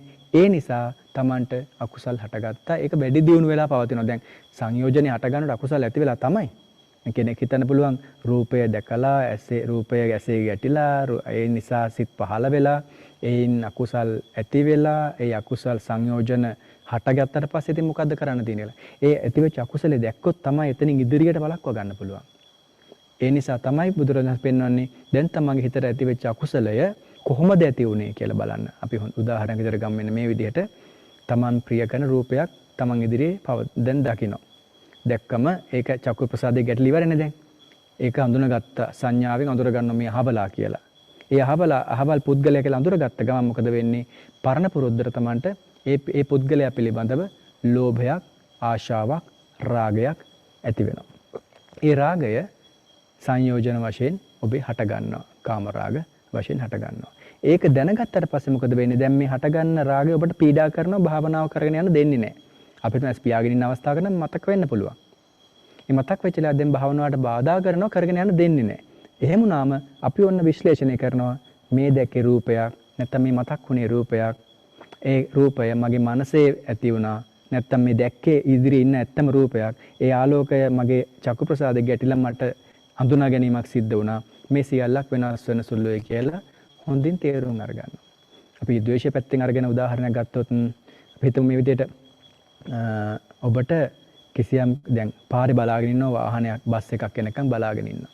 එනකොට තමන් හොඳට අඳුරන පරණ යාළුවෙක් ලොකු වාහනයක බොහොම මිල අධික වාහනයක යනවා. ගියාම ඔබට හිතේ හට ගන්නව මොකද්ද? අනේ මට නෑ මෙයාට තියෙනවනේ කිව්වම මොකද්ද? මුදිතාවක් හට ගන්නවද නැත්නම් ඉරිසියාවක් හට ගන්නවද? ඉරිසියාවක් හට ගන්නවා. ඒ ඉරිසියාව කියන චෛතසික ස්වභාවය එන්නේ ලෝභයත් එක්කද, ද්වේෂයත් එක්කද, මෝහයත් එක්කද කියලා දැනගන්නත් තමයි ධර්ම දැනුමක් තියෙන්නට ඕනේ. නැත්නම් ඉරිසියාව වෙන්නේ දැන් දැක්කේ ලස්සන දෙයක් නේ තමන්ගේ මිතුරා හොඳ වාහනේ ගන්නවා ලෝභ සිතක් වෙන්න පුළුවන් නෑ. ඉරිසියාව වෙන්නේ අනිවාර්යයෙන්ම ද්වේෂයත් එක්කමයි. ඒකට ඒක හොඳට තේරුම් අරගෙන මේ දැන් මට ඉරිසියාව හටගත්තා. ඉරිසියාව ඇති වෙන්නේ ද්වේෂයත් එක්ක. ද්වේෂය මට උපකාර කරන්නේ අනිවාර්යයෙන්ම අකුසල විපාක විඳින්න. එතකොට මේක අනිවාර්යයෙන් මට මගේ භාවනාවට බාධාවක්. එතකොට පස්සේ මතක් වෙනවනේ. ඒ විදිහට තේරුම් ගත්තට පස්සේ ද්වේෂය, ඉරිසියාව මේ සියල්ල මෝහය නිසා මේ මෝහය ලැජ්ජ නැතිකම අහිරික, බය නැතිකම අනොත්ප්ප, සිතේ විසෙන ස්වභාවය උද්දච්ච මේ සියල්ලක් මට දැන් මේ පහළ වෙලා තියෙන්නේ. ඔන්න කොටස් වශයෙන් දකින්න. කොහොමද ඇති වුනේ? රූපයක් ඇසේ ගැටිලා ඇති වුනේ. මේ රූපයත් අනිත්‍යයි, මේ ඇසේ චක්කු ප්‍රසාදේ මේ රූපයත් අනිත්‍යයි, මේ සිතත් අනිත්‍යයි, මේ සංයෝජන සියල්ලත් අනිත්‍යයි. එහෙමනම් ඒක හොඳට තේරුම් ගත්තට පස්සේ ඔන්න සිත සංසිඳනවා.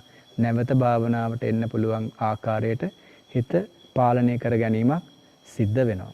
ඒක තමයි හතරවෙනි ක්‍රමයේදී බුදුරජාණන් පෙන්නන්නේ. අවසාන ක්‍රමයට එනවා බුදුරජාණන් පෙන්නනවා අපි හිතමු භාවනාවේම යෙදිලා ඉන්න භික්ෂුවක් හෝ භාවනා යෝගී ගිහි කෙනෙක් එයාට දැන් භාවනා කරගෙන යන දෙන්න දැන් පළවෙනි ක්‍රමයට උත්සාහ කළා හරියන්නේ නැහැ. දෙවෙනි ක්‍රමයට උත්සාහ කළා හරියන්නේ නැහැ. 3 4 ක්‍රමේ හරියන්නේම නැහැ. අවසාන ක්‍රමය බුදුරජාණන්සේ ක්‍රම 5යි නම් පෙන්නන්නේ 5ම තමයි.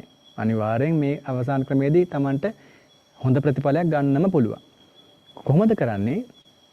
උඩු දත්තෙන්ද යටි දත්තෙන්ද තද කරලා තදින් දතට තියා ගන්නවා. තියාගෙන බලන්න මේ දැන් මානසික වශයෙන් දීපු කමට මේ උපකාරයන් ප්‍රතිකාරයන් සියල්ලක්ම හරියන්නේ නැත්නම් දැන් භෞතික වශයෙන් දැන් මේ කරන්නේ කායික වශයෙන් කරනවා. දතට දත තියලා තද කරලා දිව උඩු තල්ලට තද කරලා ලොකු කායික වීරියක් ගන්නවා. ලොකු කායික වීරියක් ගන්නකොට ඒ කායික වීරිය Tamanට දැන් කයේ වෙනසක්නේ. භාවනා පරයන්ක ඉන්න අවස්ථාවේ එකපාරම Tamanට මේ ඇතිවෙන විතර්කේ වළක්ව ගන්න Taman කායික වශයෙන් උත්සාහයක් කරනවා. ඒ කායික වශයෙන් උත්සාහය කරනකොට මොකද වෙන්නේ? මේ දරණ වීරිය නිසා ඒ වීරිය උපකාර වෙලා අර අකුසල ස්වභාවය හිතෙන් අයින් වෙලා යනවා. දැන් සක්මන ගත්තමත් ඒ වගේ සක්මන කියලා කියන්නේ දෙවරක් වීරිය වැඩෙන භාවනාවක්නේ. සක්මනේදී පය ඔසවන්න තබන්නත් වීරියක් අවශ්‍යයි. ඒ තුල සිත පවත්වන්නත් වීරියක් අවශ්‍යයි. එතකොට කායික වශයෙන් වීරිය, මානසික වශයෙන් වීරිය දෙආකාරයකින් උපකාර කරනවා ඒ භාවනාවේදී. එතකොට මෙතනදී මේ පරයන්කේ ඉන්න අවස්ථාවක උනත් ලොකු වීරියක් ශක්තියක් ඕන වෙනවා ඒ පුද්ගලයාට මේ කායික වෙනස සිද්ධ කරන්න. ඒ සිද්ධ කරන වෙනස අපි දන්නේ නැහනේ ඒකේ මොන වගේ සිද්ධ වෙන්නේ කියලා. බුදුරජාන් වහන්සේ හරියටම දන්නවා. බුදුරජාන් වහන්සේ කමඨහන දෙනවා මේ විදිහට කරන්න. ඒ දතට දත තද කරලා දිව තල්ලට තද කරලා දරණ වීරිය තුල Tamanට ඇතිවෙන මේ බාධාකාරී පීඩාකාරී අකුසල ධර්මතාවය නැති කරලා දාන්න ලොකු ශක්තියක් ලබා දෙනවා. එහෙම වුණාට පස්සේ මොකද වෙන්නේ? අර ඇති කරන්නා වූ කාම විතර්ක, ව්‍යාපාද විතර්ක, විහිංසා විතර්ක. දැන් ව්‍යාපාදය ගත්තම මෛත්‍රියට ප්‍රතිපක්ෂයි. විහිංසාව ගත්තම කරුණාවට ප්‍රතිපක්ෂයි. එතකොට මේ අකුසල ධර්මයන් ප්‍රහාණය කරමින් කුසලයේ වඩන්නට මේ විතර්ක නැති කරන පාඩම, මේ විතර්ක වලින් ඈත් වෙන ඖෂධය ලොකු උපකාරයක් බාටපත් වෙනවා. ඉතින් අපි කතා කළේ අද දවසේ භාවනාවේ සිත පවත්වන්න උත්සාහ කරන කෙනෙකුගේ හිතේ හටගන්න ලෝභය, ද්වේෂය සහ මෝහය නැති කරගන්නට කුසල අරමුණට නැවත සිත අරගෙන එන්නට විතක්ක සංඨාන සූත්‍රයේ බුදුරජාන් වහන්සේ දීපු කමඨහන් ඒ ප්‍රතිකාර කොහොමද කියලා. එතකොට ඒ ප්‍රතිකාර අපට අපේ ජීවිතයේ තුල භාවනාවට එදිනෙදා කටයුතු වල සිහියෙන් කරන්නට තවත් හොඳ උදාහරණයක් තමයි මේ ළඟකදී අපි සාකච්ඡා කළා ස්වාමීන් වහන්සේ කෙනෙකු සමග මේ දානේ වළඳන එකේදී. ලොකු කමඨහන් ගොඩක් වඩන්න පුළුවන් අවස්ථාවක් නේ. නමුත් මේ බණ කියන මගෙත් බණ අහන ඔබෙත් බහුතරයකගෙත් එක දිගට ඒක පවතින්නේ නැහැ. ඒක තමයි මනුස්සයන්ගේ ස්වභාවය. නමුත් දානේ වළඳන අවස්ථාවක කෙනෙකුට පුළුවන් ඒ ආහාරයේ පිළිකුල් ස්වභාවය අසුබ වශයෙන් වඩන්න. හපන දේ දැන් උදරයට ගියට පස්සේ බලුවමනයක් වගේ අප්‍රසන්න භාවයට පත් වෙනවානේ කියලා තේරුම් අරගෙන මේ ආහාරයේ පිළිකුල් භාවය මෙනෙහි කරන්න. තවත් කෙනෙකුට පුළුවන් මේ ආහාරය පූජා කරපු කෙනාට මෛත්‍රී කරන්න. මේ ණයෙන් නිදහස් වෙන්න. මම මේ ආහාරය පිළියෙල කරන කොච්චර මහන්සි වෙන්නට ඕනද? දැන් අපි සමහර පිරිස දොස් කියනවා, බනිනවා, අඩුපාඩු කියන. නමුත් මේ ආහාර ටික පූජා කරන මිනිස්සේ ක්‍රියාවලිය වෙනකන් කොච්චර දුකක් විඳිනවද? අනේ මේ මිනිස්සු වෛර නැත්තෝ වෙත්වා, තරහ නැත්තෝ වෙත්වා කියලා මෛත්‍රී වඩන්න පුළුවන්. ඊළඟට තවත් අවස්ථාවක මන්ට පුළුවන් මේ ආහාරය අපට මේ ආහාරය හපන අවස්ථාවේදී දැන් මේ කායනුපස්සනාවට එන්නේ. ආහාර වළඳනම තමන් එක බත් පිටක් කොච්චර අවස්ථාවක් හපනවද? කවුරු හරි ගණන් කරලා තියෙනවද? අඩුම තරමේ 15ක් 20ක් 25ක්වත් හපන්නට ඕනේ. මේක හොඳ කමටහනක්. එතකොට ඒ ආහාරය වළඳන අවස්ථාවේදී නිවන් දැකපු උතුමන් වහන්සේලා ඉන්නවා. දානේ වළඳද්දී. කල්පනා කරන්න. එතකොට අපි කොච්චර වටිනා අවස්ථා ගොඩක්ද මේ ගත කරන්නේ? ධර්මයේ ආශිර්වාදය, කල්යාණ මිත්‍ර සම්පත්තියේ ආශිර්වාදය ලැබෙනකොට අපිට මේ සසර කෙලවර කරගන්න උපකාරයක්ම තමයි වෙන්නේ. ඒ උපකාරය අපි ලබා ගමු බුද්ධ දේශනාවෙන්, ගුරු ඇසුරෙන්, කල්යාණ මිත්‍ර ඇසුරෙන්. ඒ ඇසුර ලැබමින් මේ දේශනාවේ මේ තියෙන ක්‍රමය උපකාර කරගෙන ප්‍රායෝගිකව තමන්ගේ දිනදා කටයුතු තුළ කුසලය මෙහෙවන්නට, අකුසලයෙන් ඈත් වෙන්නට ධර්ම ශ්‍රවණය කළ ඔබ හැම දිනාටම ශක්තිය, ධෛර්යය, ප්‍රඥාව, වීරිය වැඩේවා කියලා අපි ආශිර්වාද කරනවා. හොඳයි. එහෙමනම් අපි හැම දිනාම මියගිය ඥාතීන් මේ පින්වතුන් නමින් ඒ සියලුම ඥාතීන්ද මේ පින් අනුමෝදන් වෙත්වා කියන අදහස ඇති කරගෙන ඒ මියගිය ඥාතීන් සිහිපත් කරන පින් අනුමෝදන් කරමු. ඉදම්මේ ඥාතීනං හෝතු සුඛිතා හොන්තු ඥාතයෝ. ඉදම්මේ ඥාතීනං හෝතු සුඛිතා හොන්තු ඥාතයෝ. ඉදම්මේ ඥාතීනං හෝතු සුඛිතා හොන්තු ඥාතයෝ. හොඳයි. ප්‍රශ්න අහනවද දන්නේ? හොඳයි, අපේ ගෞරවනීය සායනහාසයෙන් දහම් ගැටළු ඇතනම් මේ අහන්න අවස්ථාව ලබා ගන්න පුළුවන්. මේ දේශනාව සම්බන්ධයෙන් හරි අපට තේරෙන දෙයක් නම් කියා දෙන්නම්. නැත්නම් ලොකු ස්වාමීන් වහන්සේගෙන් හරි ප්‍රශ්න කරන්න පුළුවන්. අපේ දැනුම වගේ නෙමෙයි උන්වහන්සේගේ දැනුම. ඉතින් ලොකු ස්වාමීන් වහන්සේ තල්ගොමු ස්වාමීන් වහන්සේ වෙනුවෙන් තමයි මේ මම ශිෂ්‍යයෙක් විදිහට මේ කටයුත්ත බාරගෙන කළේ. ඉතින් උන්වහන්සේගේ ආශිර්වාදයෙන්, උන්වහන්සේගේ ශක්තියෙන් තමයි අපි නැගී හිටින්නේ. ඉතින් අපිට තේරෙන දෙයක් නම්, දැනෙන දෙයක් නම් බුද්ධ දේශනාවට අනුව පැහැදිලි කරලා දෙන්නම්. ගැටලුවක් තියෙනවා මහන්න. අවසරයි ස්වාමීන් වහන්සේ. ඔව්. ස්වාමීන් වහන්සේ දැන් අපි ගොඩක් මම දැන් දේශනා එහෙම ගොඩක් අහලා නාම රූප ස්කන්ධ ධාතු ආයතන පටිච්චසමුප්පාදයේ සාමාන්‍ය දේශනා ටිකක් එහෙම ගොඩක් ශ්‍රවණය කරලා තියෙනවා. අර භාවනා කරනකොට මේ හිත ටිකක් අර ඒකාග්‍රතාවය ඇති කරගන්න එක තමයි නැත්තේ ස්වාමීන් වහන්සේ. ඒකට තමයි උපදේශයක් වහන්සේගෙන් බලාපොරොත්තු. ඒකාග්‍රතාවය හොඳටම 100%ක් පවතිනවා නම් ඒකට තමයි අපි බුදුම වෙන්නට ඕනේ මම නම් හිතන්නේ. අපි මේ ජීවිතේ අපි මේ භාවනාවක් Taman ගුරුවරයෙක් ඇසුරු කරගෙන අපි පරමාර්ථ ධර්ම ඉගෙන ගන්න එක අනිවාර්යයෙන්ම අවශ්‍යයි. මොකද විදර්ශනාව කියන්නේ ඍජුවම පරමාර්ථය. නමුත් ප්‍රායෝගිකව මේක යොදනකොට ජීවිතයට ලොකු අපහසුතාවක් ඇති වෙන්න පුළුවන්. දැන් අපි දන්නවා දැන් භාවනාවේ එන්නකොට එක දිගට ඒකාග්‍රතාවයේ පිහිටන් නැති වෙන්න පුළුවන්. ඒක පිළිබඳව මේ හිතේ කහටක් දුකක් අඩුපාඩුවක් ඇති කරගන්න එපා. එතකොට Tamanට කුකුසක් ඇති වෙන්න පුළුවන්. ඊට වඩා හොඳයි Taman භාවනාවේ යෙදিলা දැන් අකුසල ධර්මතාවයක් එන නිසා ඒකාග්‍රතාවය කැඩෙන්නේ. එහෙම ඇති වෙනකොට එතනදී අකුසලයක් තමයි සිද්ධ වෙන්නේ. Taman අකුසල හිතක පැවතිලා නැවත හිත පිට ගියා කියලා දැනගන්න මොහොතේදී මතක තියාගන්න Taman ලොකු ජයග්‍රහණයක් කළා කියලා. ඒ මතක් වෙන නිසානේ දැන් අර සෙන් කතාවක තියෙන්නේ ගුරුවරයා අහනවා පොඩි ස්වාමීන් වහන්සේගෙන් මේ භාවනා කරනවද? භාවනා කරනවා. එතකොට ආයු ලොකු ස්වාමීන් වහන්සේ අහනවා මොකද භාවනාව මොකද්ද වඩන්නේ? අහසවල් භාවනාව. සිත ඒ අරමුණේ පවතිනවද? ඒ අරමුණේ පවතින්නේ නැහැ. එතකොට මොකද්ද වෙන්නේ? සිත වෙනත් අකුසලයේ විසිරෙනවා. එතකොට ගුරුවරයා කියනවා එහෙනම් භාවනාව වැඩිලා කියලා. ඇයි එහෙම කියන්නේ? වෙනත් අරමුණක අකුසලයේ සිත විසිරීලා කියලා දැනගන්නේ කොහොමද? ඒක විදර්ශනාවනේ. දැන් එතකොට කොහොමද විදර්ශනා භාවනාවේ ඉස්සර කරන ධම්මානුපස්සනාවේදී සන්තං වාජ්ජත්තං කාමච්ඡන්දං අත්තිමේ අජ්ජත්තං කාමච්ඡන්දෝති පජානාති. දැන් මට ලෝභයක් ඇති වුණා නම් කාමච්ඡන්දය ඇති වුණා නම් ධර්මතාවයක විදිහට මම ඒ බව දැනගන්නවා. දැන් මීට මොහොතකට කලින් ඇති වෙච්ච ලෝභසිත කාමච්ඡන්දය ඊට මොහොතකට පස්සේ ඇතිවෙන කුසල්සිතින් දකිනවා. ඒ කුසල්සිතින් අර මීට මොහොතකට කලින් පැනලා ගිය අකුසලය අල්ලගත්තා. තමා තේරුම් ගත්තා. එතන එක දිගට ඒකාග්‍රතාවය වතුන් නැහැ කියලා ගැටලුවක් ඇති කරගන්න එපා. විශේෂයෙන් විදර්ශනාවේදී තමන්ගේ හිතට එන කුසලයේද කුසලයේද සියල්ල විදර්ශනාවට අල්ල ගන්න පුළුවන්. ඒ නිසා මට දැනෙන විදිහ මම කියලා දෙන්නේ ලොකු ස්වාමීන් මුණ ගැහිච්චලාක සාකච්ඡා කරනලාක තව ටිකක් තේරුම් අරගෙන දැනගන්න ඒ තමන්ගේ ඒකාග්‍රතාවය නැති වුණා කියලා ඒක භාවනාවේ දුර්වලතාවයක් අඩුපාඩුවක් කියලා ගන්න එපා. අපි හැම කෙනෙක්ට මේ වගේ. මොකද මේ ජීවිතේ අපි මව කුසේ පිළිසිඳ ගත්තේ සංසාරයේ විවිධ මට්ටම් වල ඉඳලා.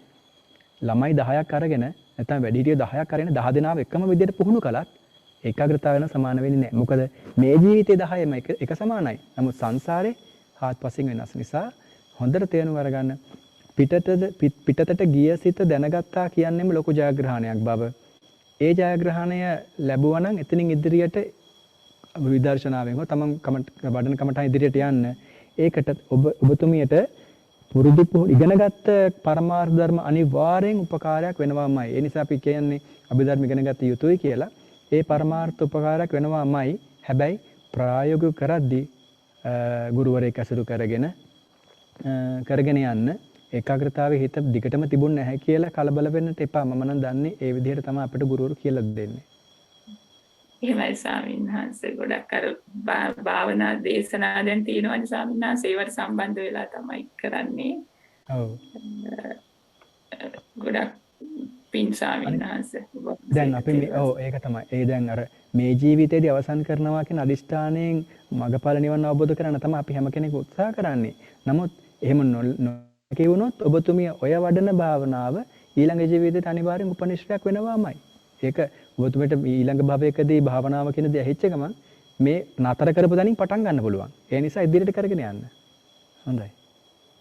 අවසරයි ස්වාමීන් වහන්සේ මට දැනගන්න ඕනේ ඇස කියලා අපි විදර්ශනාවට ගන්නකොට නාම රූපයක් විදිහටද විදර්ශනාවට ගත යුත්තේ නැත්නම් සතර මහා ධාතු රූපයක් විදිහටද අපි ඒක විදර්ශනාවට ගත යුත්තේ කියලා අහන්න තමයි ගත්තේ ගෞරවනීය ස්වාමීන් වහන්සේ.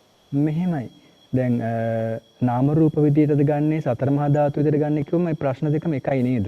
ඒ කියන්නේ නාම රූප ගත්තට පස්සේ නාම කියලා කියන්නේ චිත්තචෛසික, රූප කිව්වට පස්සේ සතර මහා ධාතු සහ අනිත් උපාදාය රූප ටික. පරමාර්ථ වශයෙන් ගත්තම චිත්තචෛසික රූප නිබ්බාන හතරනේ එන්නේ. ඔය හතරෙන් නාම රූප ගත්තට පස්සේ නාම කොටසට එනවා චිත්තචෛසික දෙක, රූප කොටසට එනවා පඨවි ආපෝ තේජෝ වායෝ ආදී මේ පරමාර්ථ මේ රූප වශයෙන් සතර මහා ධාතු සහ වර්ණ ගන්ධ රස ඕජා කියන ඒ ලක්ෂණ සහ ඒ සියල්ලක්ම රූප වශයෙන්. නාම රූප වශයෙන් ගත්තම තමන්ට ඇති වෙන්නේ එකම විදිහයි. නාම නැතුව තමයි අපි සතර මහා ධාතු විදියට මේ රූප හතරක් අරගන්නේ. ඒතර කොහොමත් භාවනාවේදී නාම රූප දෙකම අපිට අහු වෙනවා. සිතක් විතර ගත්තොත් අනිවාර්යෙන් නාම ධර්මනේ. නැන්ද රූප වශයෙන් ගත්තම අපිට පඨවියේ තියෙන තද ස්වභාවය වාඩිලා ඉන්න ආසනයේ හෝ එහෙම ස්වභාවයක්, පිම්බෙන හැකිලෙන ස්වභාවය ගන්නන්න පුළුවන් අපිට වායෝ වශයෙන්. ගලන ස්වභාවය මම දන්නේ නැහැ කොච්චර දුරට මට ඒක ප්‍රායෝගිකව දැනෙන්නේ නැති නිසා ගලන ඇලෙන ස්වභාවය කොහොමද කියලා. ඔය පඨවි ආපෝ තේජෝ වායෝ කියන ධාතු හතරේ භාවනාවක් තියෙනවනේ විදර්ශනාවේ සතර සතිපට්ඨානේ කායනුපස්සනාව තුළ. ඒතර එහෙම ගත්තම ධාතු හතර විතරයි. එහෙම නැත්නම් පරමාර්ථ වශයෙන් නාම රූප දෙක ගත්තට පස්සේ නාම ධර්ම ටික අපට චිත්තානුපස්සනා ධම්මානුපස්සනා වලදී හොඳට අහු වෙනවා. රූප ටික අහු වෙනවා. එතකොට වෙනමම පඨවි ආපෝ තේජෝ ඇතුළු අනිකුත් රූප 28ක් විදිහට. පැහැදිලි නේද? එහෙමයි. බොහොම පිං ස්වාමීන් වහන්සේ. තෙරුවන් සරණයි. තෙරුවන් සරණයි. තෙරුවන් සරණයි පින්වත් ස්වාමීන් වහන්සේ. මට තියෙන ගැටලුව මේ ස්වාමීන් වහන්සේ අපි අසුබ භාවනාව වඩනවා නම් අපි යම්කිසි භාවනාවක් වඩන අපි සිහිය පිටව ගන්න ඕනේ ඒ වඩන වචනය තුළද? එහෙම නැත්නම් මේ අපි යම්කිසි අරමුණක් යම්කිසි රූපයක් අපි හිතින් මවා ගන්න ඕනද ස්වාමීන් වහන්සේ? ඒ කියන්නේ අපි සිහිය පිටව ගන්නේ කොතනද ස්වාමීන් වහන්සේ අපි? ඕකේ වචසා පරිචිතා කියලා විස්තර කරනවානේ මේ වචනයෙන් පුරුදු පුහුණු කරන්නට ඕනේ. ඊට පස්සේ ඒකේ ස්වභාවය දකින්නත් ඕන. මුලින්ම මෙහෙමයි මම පුරුදු පුහුණු කරන ක්‍රමය අපි ඉගෙන ගන්න ක්‍රමයක් එක ගත්තම ඉස්සෙල්ලා වචනය පුරුදු කරන්න ඕනේ මුලින්. කේසා ලෝමා නකා දන්තා තචෝ කියලා ඒ පංචක හතරයි චක්ක දෙකයි නේද? එහෙම නෙන්නේ. පහේව හතරක් එනවා. ওই විදිහට දෙතිස් කුණපය පුරුදු කරන්න ඕනේ. අනුලෝම ප්‍රතිලෝම වශයෙන් ක්‍රමයක් තියෙනවා. දින 15ක් මේ විදිහට, දින 15ක් ආපස්සට, දින 15ක් ඉහළට පහළට පංචක වශයෙන් චක්ක වශයෙන් මේක පුරුදු කරන ක්‍රමයක් තියෙනවා. ඒ ක්‍රමයට වචන පුරුදු වෙන්න ඕනේ කලින්. ඔව් ඉස්සෙල්ලම වචන ටික හොඳට පුරුදු වෙන්න ඕනේ. ඒක පුරුදු පුහුණු වෙනකොට පසුව අපිට උදාහරණ දෙනවානේ මේ විසුද්ධි මාර්ගේ බැලුවම ඉගෙන ගන්න පුළුවන් මහත්මයාට මේ දැන් කෙස් කිව්වට පස්සේ කෙස් වල ස්වභාවය, වර්ණය, ගන්ධය ඇසුරු කරන තැන කෙස් කියන එක ශරීරයේ නාභියේ සිට ඉහළින්ද පහළින්ද පිහිටලා තියෙන්නේ. ඒ කෙස් අතරේ එකිනෙකට කෙස් එකිනෙකට සම්බන්ධයි. ඒ කෙස් එකිනෙකට ළඟින් පිහිටනවා. ඊට පස්සේ පහළින් හිස් කබලට සම්බන්ධයි. ඉහළින් අවකාශය ඇසුරු කරනවා කියලා පිහිටන තැන පිළිබඳ දැනුමක් දෙනවා. ඊට පස්සේ එතන විස්තර කරනවා උදාහරණයක් විදිහට තුඹසක හැදෙන අර ඊතන ගස් හැදුනා වගේ තුඹස ඊතන ගැන දන්නේ නැද්ද? ඊතන තුඹස ගැන අවබෝධයක් නැතුවා වගේ මේ හිස් කබලේ කෙස් පිහිටලා තියෙනවා විතරයි කියලා හොඳ විදර්ශනා අවබෝධයක් දෙනවා. ඒක අවබෝධය ඇති කරගන්න ඕනේ. දෙකම අවශ්‍යයි. දැන් ඔබතුමා හිතන්න පුළුවන් නැත්නම් දැන් කෙනෙක් මේ බොකු බඩවැල් ඇතුලේ හෘද මාංශ වකුගඩු ටික දැනගත්තම දැකගත්තම මේක වැඩනවයි කියලා. එහෙම වැඩෙනවා නම් ඉතින් දොස්තර මහතුරුන් ඉස්සර නිවන් දකින්න ඕනනේ. එහෙම වෙන්නේ නැත්තේ මොකද? අවබෝධය නැතුව කියන්නේ ධර්ම අවබෝධය නැතුව ඒ දේ දැක්කට දැන් අපිත් ගිහි කාලේ ඉගෙන ගත්තනේ කොටස් පිළිබඳව. නමුත් අපිට එහෙම වැඩුන්නේ නැහනේ. ඒක අතින් අල්ලලා දැකලා තිබුණේ නැතත් Tamanට භාවනා ගුරුවරයෙක් ළඟ පරිස්සමට පිළිවෙලට කටපාඩමින් මුලින් 32ම පුරුදු කරලා අර දින 15 ක්‍රමයට ටික ටික ප්‍රගුණ කරලා ඉන් පස්සේ විසුද්ධි මාර්ගයේ විස්තර කරන ඔය භාවනාව කරගෙන යනකොට එක තැනක Tamanට පැහැදිලිව වැඩෙන තැන් දැන් කේසා ලෝමා නකා දන්තා තචෝ කියන කමඨහන් වඩද්දී සමහරට Tamanට දන්තා කියන තැන වැඩිපුර වැඩෙන්න පුළුවන්. අන්න එතනදි තමන් ඒක වඩන ක්‍රමය කියලා දෙනවා. මේ 32ම වැඩෙන්නේ නැද්ද? දැන් කෙනෙකුට කිලෝමකම් පිහකම් මේවා දන්නේ නැති වෙන්න පුළුවන්. දැකලා නැති නිසා, අවබෝධය නැති නිසා. ඒකට සමහරට සාංශාරික වශයෙන් තමන් වඩලත් නැත්නම් තමට නොදැනෙනවා වෙන්න පුළුවන්. දැන් චුල්ලපන්තක ස්වාමීන් වහන්සේට රෙදි කෑල්ලේ කිලුටු ගෑවෙනකොට දැනුණානේ අසුභය. ඒ වැඩුණේ උන්වහන්සේ සසරේ පුරුදු කරපු ක්‍රමයනේ. දැන් ඔබතුමා හෝ මම හෝ අසුභය වැඩුවට මට ඒ 32කින් කොයි කමටහනද හොඳට වැඩුණේ සසරේ කියලා අපි දන්නේ නැහැනේ.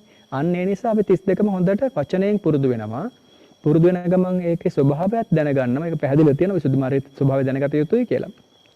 අර මේ අග්නියචරිත තියෙන්නේ දිවක් වගේ ගවයෙකුගේ නිල් පහ ඇති දිවක් වගේ කියලා. ඒ ස්වභාවය දැනගන්න එක අවශ්‍යයි. ඒ දැනගන්නකොට 32 වඩනකොට ඉදිරියට පිටුපසට අනුලෝම ප්‍රතිලෝම වශයෙන් තමන්ගේ හිත හොඳට වැඩෙන කමඨාන් තමන්ට දැනෙනවා. දැන් මෙතන ගැටලුව තියෙන්නේ බුදුරජාණන් අපි ළඟ නැහැනේ දැන්. ජීවමානව අපිට මේක ගවේෂණය කළ යුතුමයි අපේ කමඨාන හොයාගන්න. නැත්තම් බුදුරජාණන් ඍජුවම කමඨාන දෙනවා. දැන් 32ම පරිශීලනය කරන විට ඔබතුමාට තේරෙයි වචනයනත් පුරුදු වෙලා ස්වභාවයක් දැනගෙන පිළිකුල් බව දැනගෙන ඒ වර්ණය ගන්ධය පවා තේරුම් අරගන්න පුළුවන් මට්ටමට කරගෙන යනකොට ඒ 32කින් තමයි කොයි විදියටද මේක වැඩෙන්නේ කියලා. ඒ අතරේ මගේ නම් අවවාදය අනිවාර්යයෙන්ම දක්ෂ ගුරුවරයෙක් ත්‍රිපිටකය ගැන දන්න භාවනාව ප්‍රායෝගික පුරුදු කරන පැහැදිලි කරලා දෙන්න පුළුවන් ගුරුවරයෙක් මුණ ගැහිලා කමඨහන පිරිසිදු කරගත්තම තමයි වඩාත් සාර්ථක වෙන්නේ. එහෙමයි ස්වාමීන් වහන්සේ. තෙරුවන් සරණයි. තෙරුවන් සරණයි. ස්වාමීන් වහන්සේ මට දැනගන්න පුළුවන්ද දැන් අපි අහලා තියෙනවා ස්වාමීන් වහන්සේ දැන් අර ඇසට රූපයක් ගැටනම් පස්සේ ඒ කියන්නේ ඇසේ විඥානය හට ගන්නවා. විඥානය හටගත්තන් පස්සේ වේදනා සංඥා සංඛාර කියන ඒ ඊතුරු චෛතසික ධර්ම පහළ වෙනවා කියලා. ස්වාමීන් වහන්සේ කියන්නේ අර තින්න සංගතිපස්සෝ එහෙමනේ ඔක කියන්නේ. ස්වාමීන් වහන්සේ එතකොට අපි අර විඳින දේ හඳුනාගන්නේ අර එහෙමනේ ස්වාමීන් වහන්සේ කියන්නේ. නමුත් ස්වාමීන් වහන්සේ අපි ඔක ප්‍රායෝගිකව බලනකොට අර වේදනාව හඳුනා ගන්නවට වඩා ස්වාමීන් වහන්සේ අර ඒ කියන්නේ අර හඳුනාගත්ත මට මේ ප්‍රශ්නේ අහන්න තේරෙන්නේ නැහැ ස්වාමීන් වහන්සේ. දැන් අර අපි ඔය ඇසත් රූපයත් ඇසේ විඥානයත් හට ගන්නකොට එතන ස්පර්ශය පහළ ස්පර්ශපත්‍ය ඊට පස්සේ ස්පර්ශයේ වේදනාව පහළ වෙනවා. එහෙමනේ ස්වාමීන් වහන්සේ කියන්නේ ඊට පස්සේ විඳින දේ හඳුනාගන්න කියලා කියනවානේ ස්වාමීන් වහන්සේ. නමුත් අපි හඳුනාගන්නේ ස්වාමීන් වහන්සේ හඳුනාගත්ත දේ ගත්තම් පස්සේ නේද ස්වාමීන් වහන්සේ අපිට වේදනාව කියන දේ ඇති වෙන්නේ ස්වාමීන් වහන්සේ. ඒක අනිත් පැත්තට නේද? මෙහෙමයි දැන් නෑ ඔබතුමාගේ ප්‍රශ්නේ මට ටිකක් පැහැදිලි මට හිතෙනවා අහන්නේ මේ විදිහට කියලා. දැන් රූපය ඇසේ ගැටෙනකොට ඇතිවන චක්කු විඥාණයට ඇතිවන වේදනාව කොහොමත් උපේක්ෂා සහගතයි. ඒක ඇවිල්ලා විපාක සිතක්. එතකොට හෘද වස්තු රූපේ හෘද වස්තු ඇසුරු කරගෙන හටගන්න මනෝද්වාරික චිත්ත සංතානය එතන මනෝද්වාරය එතනින් බිඳිලා ඇසේ එක සිතයි පහළ වෙන්නේ. එක චිත්තක්ෂණයයි. ඒ චිත්තක්ෂණය තුළ වේදනාව දකින්න අපිට බෑ. ඇත්තටම ඒක ප්‍රායෝගික නැහැ. ඒ චක්කු විඥාන සිතට පස්සේ සම්පටිච්ඡන සම්තින වොත්තපන කියන සිතුත් ගත වෙලා ගිහිල්ලා මේ විපාක වලින් පස්සේ සහ මේක ක්‍රියාවලින් පස්සේ ජවන පහළ වෙනවනේ. ඒ ජවන හට ගන්නකොට තමයි ඒකේ තමයි අපිට මේ අකුසල එහෙම නැත්නම් මේ සංයෝජන ඇති වෙන්නේ. එතකොට අපි රූපයක් දැකලා ඒ රූපය චක්කු ප්‍රසාදයේ ගැටලා චක්කු විඥාන සිත පහළ වෙලා ඒකේ වේදනාව දකින්න කොහොමත් මම දන්න විදිහට නම් මගේ දැනුම අනුව බෑ. ඒ වේදනාව දකින්න අපි සමර්ථ නැහැ. ඉන් පස්සේ ඇති වෙන සම්පටිච්ඡන සම්තිරණ වොත්තපන සිත්වලත් අපිට වේදනාව තිබුණාට වේදනාව සාමාන්‍ය සියලු සිත්වල හට ගන්නවනේ. නමුත් ඒක දකින්න බෑ. ඉන් පස්සේ හට ගන්න ජවනවලත් මූලික ජවනවල වේදනාව දකින්න බෑ. මොකද ඒ තරම් සිත වේගවත්. සිත කියන්නේ ලක්ෂ කෝටි වාරයක් තප්පරයකට ඉතින් සිත් පහළ වෙනවනේ. ඒ පහළ වීමත් එක්ක මගේ ඇසට රූපයක් ගැටිලා මට ලෝභයක් ඇති වෙනකොට නැත්නම් ද්වේෂයක් ඇති වෙනකොට සෑහෙන සිත් ප්‍රමාණයක ජවන ගොඩක් ගිහිල්ලා දැන් ඒ කියන්නේ ලොකු පෙරහැරක් ගිහිලි ඉවරයි. හැබැයි දැනගන්න මොහොතේදී Tamanට පුළුවන් මේ මොහොතේ දැන් මට ඇතිවෙච්ච ද්වේෂය නිසා ඒ ද්වේෂය කියන්නේ ඒතකොට දෝසහගතනේ පටිඝයනේ. ඒතකොට ද්වේෂය අනිවාර්යයෙන්ම දෝමනස්සහගතයනේ සිතේ වේදනාව. සිතේ වේදනාව ගත්තොත් එහෙම. ඒ සිතේ වේදනාව දෝමනස්සහගත වේදනාවක්. ඒ වේදනාව දැනගෙන Tamanට කුසලයට හිත හරව ගන්න පුළුවන්. නමුත් චක්කු විඤ්ඤාණ සිතේ නම් වේදනාව හඳුන ගැනීම ගැන මට කියන්න තේරෙන්නේ නැහැ. ඒක එච්චර ප්‍රායෝගික වැඩක් නෙමෙයි. සහ ඒ සිත් පරම්පරාවේ ජවන 7ක චිත්ත වීති ගණනාවක් ගියාට පස්සේ තමයි සාමාන්‍ය කෙනෙකුට ඒක දැනෙන්නේ අඳුනගන්නේ. භාවනාව කරන කෙනෙක්ට උනත් අපි හිතමු කකුල ගලක වැදුනයි කියලා. ඒ වදිනකොට ඇතිවෙන දුක්ඛ සහගත කාය විඥානය නම් ඔන්න දුක දැනෙනවා සාමාන්‍ය. ඒතර කකුලටම කෙලිම දැනෙනවා ඒක. ඒ සඳහා ඒ තුල හටගන්න තරහ කළු ගල තිබ්බ කෙනා පිළිබඳව කළු ගල පිළිබඳව හෝ තමන්ටම පිළිබඳවම හෝ ඇතිවෙන ද්වේෂය ජවන වලින් තමයි එතන ඒ ද්වේෂයේ දෝමනස්සභාවය තමන්ට අඳුන ගන්න වෙන්නේ වේදනාව. ඊට පස්සේ ආපු කතාවේදී අර චක්කු විඥාන සිතේ වේදනා සංඥා සංස්කාර විඥාන කියන සිතනේ ඒ සියල්ලක් හට ගන්නවා. අපට ඕලාරිකව පැහැදිලිව දකින්න පුළුවන් හොඳ කමටහනක් තමයි වේදනාව කියලා. يعني මට හිතෙන විදිහට මමට දැනෙන විදිහට මොකද සංඥාව අඳුර ගන්න පුළුවන් තමන් අඳුරගත්ත වස්තුව දකින දේ අනුව මේක මලක්ය නැත්තම් පුද්ගලයෙක් කියලා සංඥාවක් ඇති කර ගන්න පුළුවන්. නමුත් මට හිතෙනවා වේදනානුපස්සනාවට හරවන එක ගොඩක් ප්‍රායෝගික වේවි. ජවනවල වේදනාව දැන් දෝමනස් සහගත අකුසලයක් හටගත්තා කියලා දැනගෙන නැත්තම් දෝමනස් සහගත ස්වභාවයක් වේදනාවක් ඇති වුණා නැත්තම් කකුලේ වැදුන එක නම් දුක්ඛ සහගත කාය විඥානය හටගත්තා කියලා එහෙම දැනගැනීමේ හැකියාවක් තියෙනවා. අර උපේක්ෂා සහගත චක්කු විඥානය නම් වේදනාව වශයෙන් දකින්න පුළුවන්ද කියන එක මම හරියටම කියන්න දන්නේ නැහැ. ස්වාමින් වහන්සේ මුණ ගැහිච්චලාක තල්ගම ස්වාමීන් වහන්සේගෙන් අහලා බලන්න. අපට චක්කුංච පජානාති රූපේච පජානාති යංච තදුබයං පටිච්චුප්පජ්ජති සංයෝජනං තංච පජානාති කියන තැන සංයෝජන ඇති වෙලා ඉවරයි. අර මං කිව්වේ ගොඩාක් දුරට ජවනත් ලෝභ වශයෙන් හෝ ද්වේෂ වශයෙන් ගිහිල්ලා ඉවරයි. ඉවරුණාට පස්සේ දකින්නේ ඒ දකින ඉක්මන වැඩි කරන්න පුළුවන් භාවනා යෝගයට. ලෝභය ද්වේෂය ඇතිවීමත් එක්ක ක්ෂණිකව කුසලයට හරවන්න පුළුවන් භාවනා යෝගයට. එහෙම නැති කෙනෙකුට සෑහෙන වෙලා අඬලා හැපිලා ඊළඟට නැත්තම් ලෝභය නිසා කාමයේ වර්ධව හැසිරිලා නැත්තම් හොරකම් කරලා තමයි ඉතින් ආපස්සට හැරෙන්නේ. ඒ නිසා භාවනා කරන කෙනාට අර සංයෝජන දැන ගැනීම වේදනා වශයෙන් හෝ අකුසල ධර්මතා වශයෙන් දකින්න එක ලොකු උපකාරයක් වෙනවා. එහෙමයි ස්වාමීන් වහන්සේ තව ගැටලුවක් තියෙනවා. මේක නම් ස්වාමීන් වහන්සේ අපි දැන් ස්වාමීන් වහන්සේ ගිහියෝ දෙවියනේ. අපි මේ ගිහියෝ විදියට අපි මේ ගිහි ජීවිතයක් තුළ වගේ භාවනා වඩනකොට අපිට ඇති වෙන ප්‍රායෝගික ගැටලුවක් තමයි ස්වාමීන් වහන්සේ දැන් අපි අහලා තියෙනවා අපි ධර්ම දේශනාවලදී අපි අහලා තියෙනවා බුදුරජාණන් වහන්සේ කියලා තියෙනවානේ අර ගිහියොන්ට ඒ කියන්නේ මාගේ ගිහි ශ්‍රාවකයා අන්දේ කණික් වෙන්නත් එපා අන්දෙක් වෙන්නත් එපා කියලා. ඒ කියන්නේ අර මෙලෝ දියුණුව වගේම පරලෝව දියුණුව ගැනත් හිතන්න ඕනේ. පරලෝව දියුණුව ගැන විතරක් නෙවෙයි මෙලෝ දියුණුව ගැන ඒ දෙකෙන් එකක් නෙවෙයි දෙකම තියෙන්න ඕනේ කියලා. ස්වාමීන් වහන්සේ නමුත් අපිට ප්‍රායෝගිකව මේ අපිට දැන් ධර්මයක් ඒ කියන්නේ අපි භාවනාවක් වඩ아가ගෙන යනකොට ස්වාමීන් වහන්සේ අපේ හිත උපේක්ෂා සහගත බවට ඒ කියන්නේ එහෙමපත් වෙනකොට ස්වාමීන් වහන්සේ අර අපිට මේක ස්වාමීන් වහන්සේ සමහර විට මට වෙන්න පුළුවන් මේක ස්වාමීන් වහන්සේ මේක අර අපිට ස්වාමීන් වහන්සේ අර දේවල් ගැන යම්කිසි උකටිලි බවක් ඇති වෙලා ස්වාමීන් වහන්සේ වැඩිපුර මේ දෙයට අර ඇල්මක් ඇති වෙනවා ඊට පස්සේ ස්වාමීන් වහන්සේ මට දැනගන්න ඕනි ස්වාමීන් වහන්සේ අපි මේ වෙලාවට කොහොමද ඇත්තටම ස්වාමීන් වහන්සේ අර මේකෙන් ඇති වෙන අර ඒ ප්‍රීතියට වේදනා ඒ කියන්නේ අර හිතේ සැහැල්ලු බවට ඇත්තටම මේක ස්වාමීන් වහන්සේ નિરાයාසයෙන්ම ඒටම හිත යන්නේ ඇලෙන්නේ. නමුත් ස්වාමීන් වහන්සේ අර පැත්ත අපිට පේනවා. එතකොට දැන් අපේ ව්‍යාපාරික කටයුතු අපේ ඒ දේවල් ස්වාමීන් වහන්සේ අපිට අර වෙන දැන් ස්වාමීන් වහන්සේ අපිට ඒ දේවල් වල ගැටෙන්න ඕන නම් අපිත් ඒවත් අර පොඩ්ඩක් ස්වාමීන් වහන්සේ අපි කියන්නේ මොටිවේට් වෙන්න ඕනි කියලා.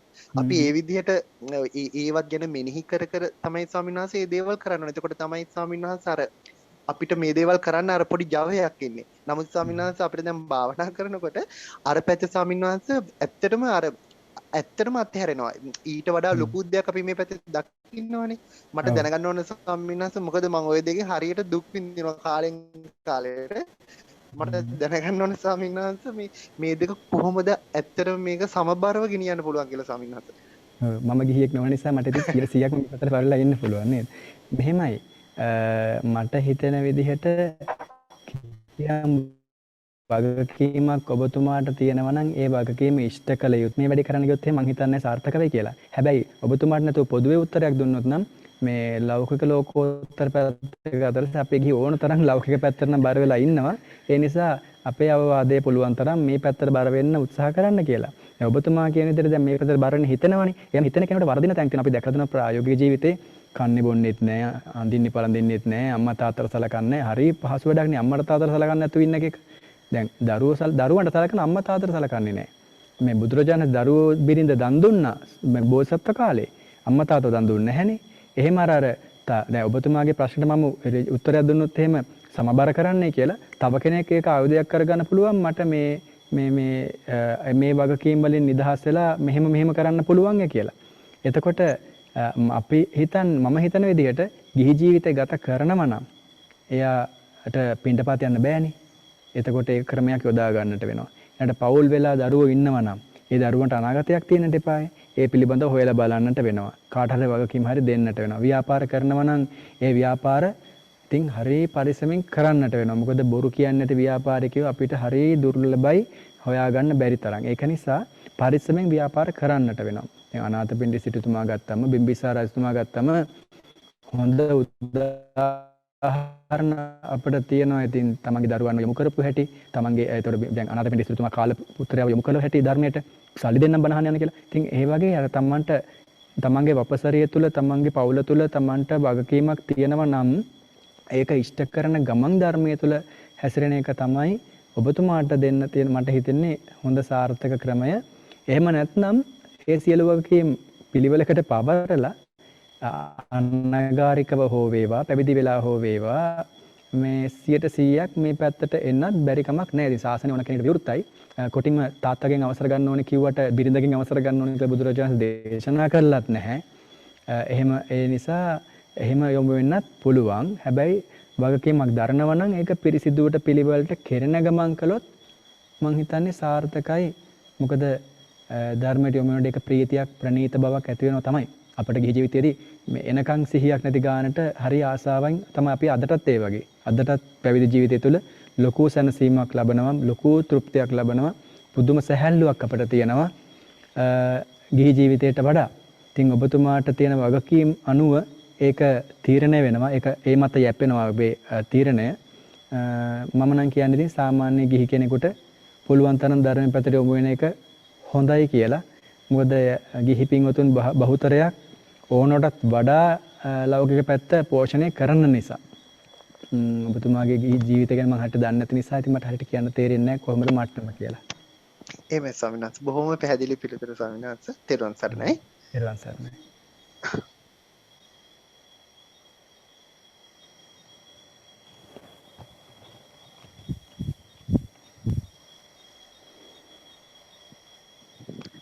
තෙරුවන් සරණයි ගරු ස්වාමීන් වහන්සේ. තෙරුවන් සරණයි. නැන්ස මම දැන් ඔබ වහන්සේ සඳහන් කරේ භාවනා කමඨහනකදී සතර කමඨහනකේ මූලික වශයෙන් භාවනා කරනකොට නීවරණයන් අපි ලෝභ දේශ මොහ සිද්ධා බලන එක මම කාලයක් තිස්සේ එදිනෙදා ජීවිතේ මම වැඩ කරන කෙනෙක්, රසාවක් කරන කෙනෙක්. ඉතින් මගේ හැම මොහොතකදීම මගේ සිතේ ඇලෙනවද ගැටෙනවද උපේක්ෂාවද කියලා බල තමයි හිටියේ. දැන් එතකොට දවසේ මම හොඳට බොහොම ගැඹුරින් සීලය අදිෂ්ඨාන කරගෙන අනුස්සතියකින් ඉන්න කෙනෙක්. ඉතින් ගාක් වෙලාවට භූමි තාමත්ම සැහැල්ලු උපේක්ෂා සහගත සිතකින් තමයි මම ජීවත් වෙන්නේ. මම වෛද්‍යවරයෙක්. ඉතින් දැන් ඌක දිගටම කරගෙන යනකොට දැන් මගේ හිතේ ද්වේෂ සිත් හටගන්නේ දැන් වෙන කෙනෙකුට නරක දෙයක් කරනවා නම් ද්වේෂකම් කරනවා නම් මට තේරෙනවා මේ ඇයි මේ මිනිස්සයා මෙහෙම කරන්න කියන ඒ ගැටීම මගේ හිතේ එනෝ කලාතුරකින්. ඒකත් දැන් මම ඒකත් උපේක්ෂාවට මේගොල්ලන්ගේ හැටි මෙහෙමයි, මේගොල්ලන්ගේ අකුසල ස්වභාවය, කෙලෙස් ස්වභාවය මෙහෙමයි කියලා දැකලා මං හිත උපේක්ෂාවට පත් කරගන්නවා. උපවාසී යෝජනා කරන්නේ මොකද්ද මේ වගේ වෙලාවකදී කියන්නේ මොහොතක් පාස එදිනෙදා ජීවිතේ වැඩ කටයුතු කරමින් යනකොට පරයන්කේවත් සතර ඉරියව්වේ නෙමෙයි මම කතා කරන්නේ එදිනෙදා ජීවිතේ කතා බහ කරනකොට වැඩ කරනකොට විශේෂයෙන්ම ශල්‍ය කර්ම කරනකොට ලොකු මහතුරුත් එක්ක වැඩ කරනකොට ඉතින් අර ඒ වචන සමහරලාට නරක වචන කුණු හර්ප එහෙමත් අහන්න ලැබෙනවා. මට ඒවරන් දැන් හිතට ඒක යන්නේ නැහැ. නමුත් ඒ වගේ අය ගැන ගැටීමක් කියන්නේ අනේ පවුනේ මේගොල්ලන්ගේ තියෙන මේ ස්වභාවයනේ කියන සිතුවිල්ල එනවා. ඒත් එක්කම මගේ සිත උපේක්ෂාවට පත් වෙනවා. ඔබ වහන්සේ මොකද්ද මට යෝජනා කරන්නේ? ඔබ වහන්සේ දේශනා කරන්නේ ඔබ වහන්සේගේ අනුශාසනාවක් මොකක්ද? දැන් මේ අපේ ආරණ්‍ය සේනාසනේ ඉන්න මේ පූසා මේ පැනලා මේ ලේනු අල්ලනවා. ඉතින් අපි ලේනට හරි ආදරෙයිනේ. එතකොට මොකද කරන්නේ? පූසට ගහනවා. ගහන පාරකදී පූසා මැරුණොත් එහෙම කවුද වග කියන්නේ? තවත් කෙනෙක් කරන අකුසලය දිහා බලලා ඒක දැන් අපි අල්ලා ගන්න කලින් ලේනව බේර ගන්න පුළුවන් නම් අපි බේරනවා. අපි කවුරුත් මීයක් ඇල්ලුවට මොකුත් කියන්නේ නැහනේ. මොකුත් කරන්නේ නැහනේ. ඒතකොට අපේ එතනත් සංසන්දනාත්මක බවක් තියෙනවා. ඔය විදිහට දැන් ජීවිතය ගත්තට පස්සේ Tamanට සීල අධිෂ්ඨානය කරගෙන හොඳට කරගෙන යන එක හරි වැදගත්. පළවෙනි කාරණාව සීලය හොඳට ආරක්ෂා කරන්න පුළුවන් වටිනා රස්සාවක් රැකියාවක ඔබතුමා කරන එක රැකියාවක් මේක සේවයක්. ඊළඟට හොඳට කුසල් රැස් කරගන්න පුළුවන් වටිනා රැකියාවක් අපි මේ වගේ කරන්නට ඕනේ. ඊළඟට අර කිව්වනේ නිතරම ලෝභ ද්වේෂ වලින් තොරව උපේක්ෂාවේ හිත තියාගෙන ඉන්න දවසේ කටයුතු කරනවා කියලා. මම අවුරුද්දක් උත්සාහ කරා නම් මේ ඒ කරන ක්‍රියාවට හිත යොමු කරන්න. ශල්‍ය කර්මයේදී වෛද්‍ය ප්‍රතිකාර උපදෙස් දෙන අවස්ථාවේදී කතා බහ කරන අවස්ථාවේදී කෙනෙක් සමග දැන් මම කතා බහ කරනවා උපකාර කරනවා ප්‍රතිකාර කරනවා වෛද්‍ය මොකද්ද ශල්‍ය කර්මය කරනවා කියන ක්‍රියාව තුළනේ දැන් හිත පවතින්නේ. ඒක තමයි මම හිතන්නේ අර උපේක්ෂාවෙන් ඉන්න කෙනෙක්ගේ අදහස. ලෝභ ද්වේෂයක් ඇති වෙන අවස්ථාවේ ඒක හිත පරිස්සම් කරගන්න එක හරි. තව කෙනෙක් අකුසල් කරගන්න වෙලාවේදී හිතට ද්වේෂයක් ඇති වුණා නම් ඒ ඇති වෙන්නේ ඔබේ හිතේමයි. එහෙමයි. ඒක තේරෙනවා සර්. ඔව්. ඒක පරිස්සම් වෙන්නට ඕනේ. හැම කෙනෙක්වම හරි නිවැරදි කරන්න අපිට බෑ. ඒ නිසා මේ සමාජ ජීවිත වෙනකොට දැන් අපිට වඩා හැලහැප්පිලි ඇතිනේ. ඉතින් ගොඩක් අපේ භික්ෂු ජීවිතේ අපිට කවුරුවත් එහෙම ඇවිල්ලා එහෙම හැලහැප්පිලි නැහැ. ව්‍යාපාර කටයුතු වෙන දේවල් අපිට ඇත්තේ නැහැ. අපේ හිතමනේ අපි බලාගෙන ඉන්නේ පිරිසත් එක්ක ගැටෙන හරි අඩුයිනේ. නමුත් ඉතින් වෛද්‍යවරයෙක් කියලා කිව්වම බොහෝම කාර්ය බහුලයි සංකීර්ණයි. එතකොට සීලය පංචශීලය හොඳට හිතේ අදිෂ්ඨාන කරගෙන යන්න මහත්ම කරගෙන යන විදිහට ඊළඟට තමන්ගේ හිතේ ද්වේෂයක් ඇති වෙනකොට රාගයක් ඇති වෙනකොට ඒක දැනගෙන ඒක මැඩපවත්වාගෙන යන කටයුතු කරන්න. මට මේ දැනෙන මගේ පුංචි අත්දැකීමෙන් දැනුමෙන් මම කියන්නේ. තව කෙනෙකුගේ වචන ක්‍රියාව පිළිබඳව හිතට ද්වේෂයක් ඇති වෙන්න ආවට පස්සේ ඒක හිතෙන් ඉවත් කරගන්න. මොකද ඔබ බහුතරයක් දෙනෙකුට ඇති වෙන ගැටලුවක්. මේ තමන්ට බාධාවක් පීඩාවක් නොවන හැම අවස්ථාවකදීම තමන්ගේ හිත පරිස්සම් කරගෙන පැත්තකට වෙන්න තමයි ඉතින් සිද්ධ වෙන්නේ. අපිට අත ගහන ගියොත් එහෙම සීමාව ඉක්මවා ගියොත් එහෙම අපේ ද්වේෂය වැඩි වෙන දේ තමයි සිද්ධ වෙන්නේ. ඒ නිසා සමාජ සිද්ධ වෙන දේවල්, රටේ සිද්ධ වෙන දේවල් පිළිබඳ අපිට ක්‍රියාත්මක වෙන්න පුළුවන් සීමාවක් තියෙනවා. ඔබතුමා ගිහියෙක් වෛද්‍යවරයෙක් නිසා ඒකේ සීමාව උඩ ඉහළ මට්ටමක තියෙනවා. අපි භික්ෂුන් වහන්සේලා නිසා ඒක අපේ සීමාව පහළ මට්ටමක තියෙන. අපිට අපේ වැඩේ කරගන්නනේ අපි ඇවිල්ලා ඉන්නේ. එතකොට ඔබතුමත් ඔබතුමාගේ වැඩේ කරගන්නවා කියන අදහසේ ඉන්න ගමන් සේවය කරගෙන යන්න පුළුවන් නම් අර තව කෙනෙකුගේ වැරදි දැකලා හිත දුෂ්‍ය භාවයට පත්වන එක මැඩපවත්වා ගන්න පුළුවන් වේවි. එහෙමයි සාමි. වහන්සේට අනේක වාරයක් පින් සිදු වේවා සුබ වේවා තෙරුවන් සරණයි. තෙරුවන් සරණයි අපේ සාහිණාංශ අපේ අපිට පෞද්ගලික පණිවිඩ කිහිපයක් ලැබිලා තියෙනවා සාහිණාංශ ගැටළු වශයෙන්. අවසරයි සාහිණාංශ කෙනෙක් අහනවා ගරු ස්වාමින් වහන්සේ තද නින්දේ සිටන විට ප්‍රතිසන්දි සිතට සමාන භවාංග සිතක් ක්‍රියාත්මක වේ නම් ඒ අවස්ථාවේ කෙනෙකුට මිය යාමට හැකිද? එසේනම් ඊළඟ ප්‍රතිසන්දිය කෙබඳු වේද? මේ අවස්ථාවේ සිහින පෙනෙනවාද? සිහින නොදකින නින්දක් අප ලැබුවා නම් නින්ද පැවති අවස්ථාවේ අපට කෙලෙස් වැඩෙන්නේ නැතිද? සිහින දකිනම් කෙලෙස් වැඩෙනවාද? එම සිහිනයට අනුව කරුණාවෙන් පහදා දෙනසේක. ප්‍රශ්න කීපයක් තියෙනවා නේද? එතන අර භවාංගයේ තද නින්දේ ඉන්න කෙනෙක් මිය ගියාම සිද්ධ වෙන දේ පොඩ්ඩක් හොඳට පොඩ්ඩක් හොයලා බලලා උත්තරයක් දෙන්න ඕනේ. මේ මරණාසන්න චිත්ත වේදි පොඩ්ඩක් ගැන ඉගෙන හොයලා බලලා ඉගෙන ගත්තා දැන් ලොකු සංසෙන් වගේ හැවුණා හරියටම උත්තරයක් දෙවි. මට හිතෙන විදිහට ඊට කලින් ඇති වෙන ජවනය තමයි වග කියන්නේ. භවාංග සිතට නෙමෙයි චුතිය ප්‍රතිසන්දියට. ඒක මට ස්ථිරව කියන්න බෑ. අනිත් ප්‍රශ්නේ තමයි අර භවාංගයේ ඉන්නකොට කුසල අකුසල සිද්ධ වෙන්නේ නැහැ. මොකද භවාංගය කියලා කියන්නේ අනිවාර්යයෙන්ම විපාක සිතක්. විපාක සිතක් ප්‍රතිසන්දියේදී හට ගන්න විපාක සිත භවංගයේදී හැමතිස්සෙම ක්‍රියාත්මක කරන අපේ චිත්ත වීති අතර හිස්තැන් වලදී සහ නින්දේදී ඒ භවංගය කිසිම හේතුවක් නිසා කුසල අකුසල ඇති කරන්නේ නැහැ. ඒක තමයි ඊළඟ උත්තරේ. අනිත් එක තමයි අර සිහින කතාවේදී භවංගයේ සිත පවතින විට සිහින පෙන්වෙන්නේ නැහැ. එතකොට ඒ භවංගය බිඳිලා සිහිනයක් කියලා කියනකොට එතන ලෝභ හෝ ද්වේෂ හට ගැනීමක් දැන් කුසල සිතනොත් සීන පේන පුළුවන් භික්ෂුවක් වගේ දකිනවනම් සාමාන්‍යයෙන් බහුතරයකට හටගන්නේ ලෝභයක් හෝ ද්වේෂයක්නේ. ඒ ලෝභ ද්වේෂ සිහින පෙනෙන විට ඒ භවංගය නෙමෙයි ක්‍රියාත්මක වෙන්නේ. එතකොට චිත්ත වීතිය ක්‍රියාත්මක වෙන්නේ. ඒ නිසා අකුසල සිද්ධ වෙන සියුම් අකුසල සිද්ධ වෙන්න පුළුවන්. කර්මපතයක් සම්පූර්ණ වෙන්නේ නැහැනේ ප්‍රාණඝාත ආදී වශයෙන්. නමුත් ලෝභ හෝ ද්වේෂ නිසා කර්ම නිසා ජවන නිසා අනිවාර්යයෙන්ම එකට විපාක සකස් වීමේ හැකියාව දෙනවා. හැබැයි සිහින පෙනෙන්නේ නැහැ භවංගයේදී. භවංගයෙන් නෙමෙයි මේ සිහින පෙනෙන්නේ. පැහැදිලිද දන්නේ නැහැ පිළිතුර. එහෙම ස්වාමීන් මම හිතනවා ප්‍රමාණවත් ඇති කියලා ඒ ප්‍රශ්නේ අහපුවා. අර මේ මරණය සිද්ධ වුණොත් එහෙම තද නින්දෙදී මොකද වෙන්නේ කියන එක පොඩ්ඩක් පසු අවස්ථාවක ලොකු ස්වාමීන් අහලා බලන්න. සාමාන්‍ය සිහි නැති කරපු අවස්ථාවක වගේ නම් ඊට කලින් සිහි නැතිවට කලින් හටගත්ත චිත්ත වේදය තමයි එයාට ප්‍රතිසන්දියට හේතුවක් වෙන්නේ කියලා තමයි මට මතක හැටියට මගේ දැනුමේ හැටියට ඒක ලොකු ස්වාමීන් හරියට අහලා විස්තරයක් දැනගන්නටම ඕන අනිවාර්යයෙන්. මට ස්ථිරව කියන්න බෑ.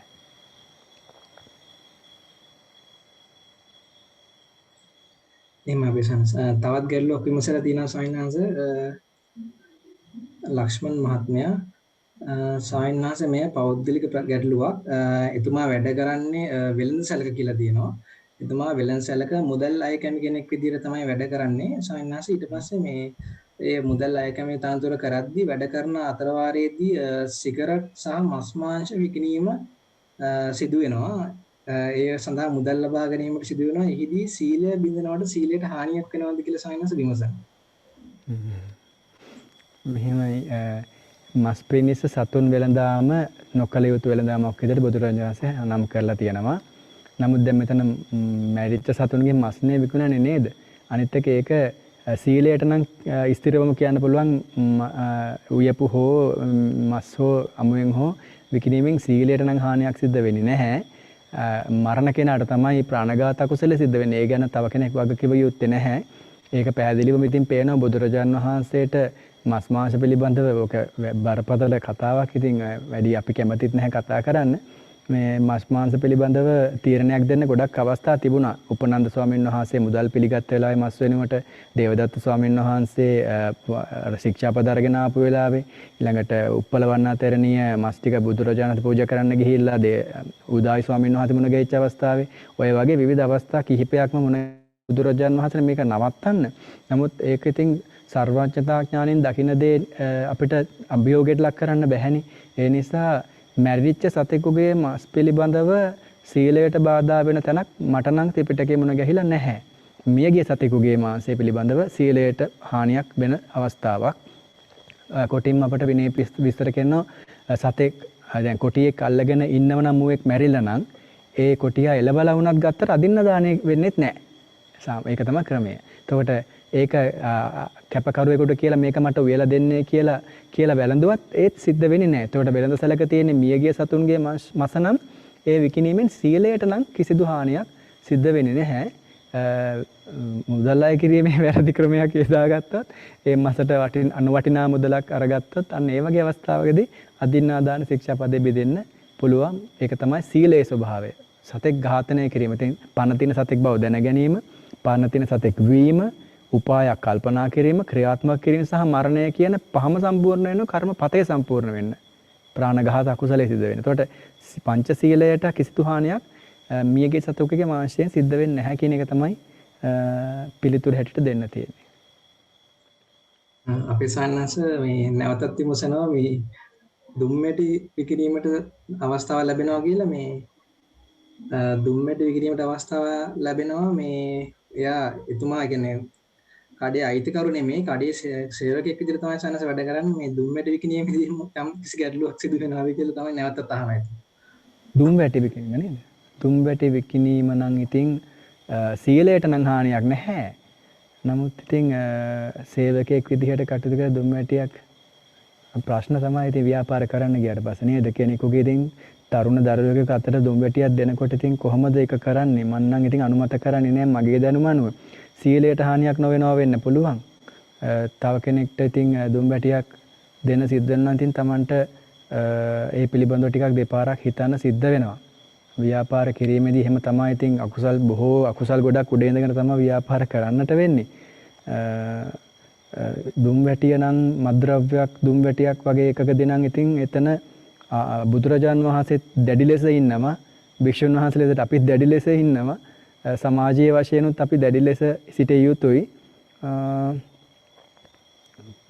මද්ද්‍රව්‍ය භාවිතයෙන් සිද්ධ වෙන සුරාමේරය මජ්ජපමදට්ටාන ශික්ෂාපදයේ එතුමාට නොබෙදුනාට සීලේ අඩුපාඩුවක් නොවුනට ලොකු අකුසලයක් නම් ඉතින් දැන දැන කරද්දි සිද්ධ වෙනවා ඉතින්. ඒක තමයි කියන්නට තියෙන්නේ.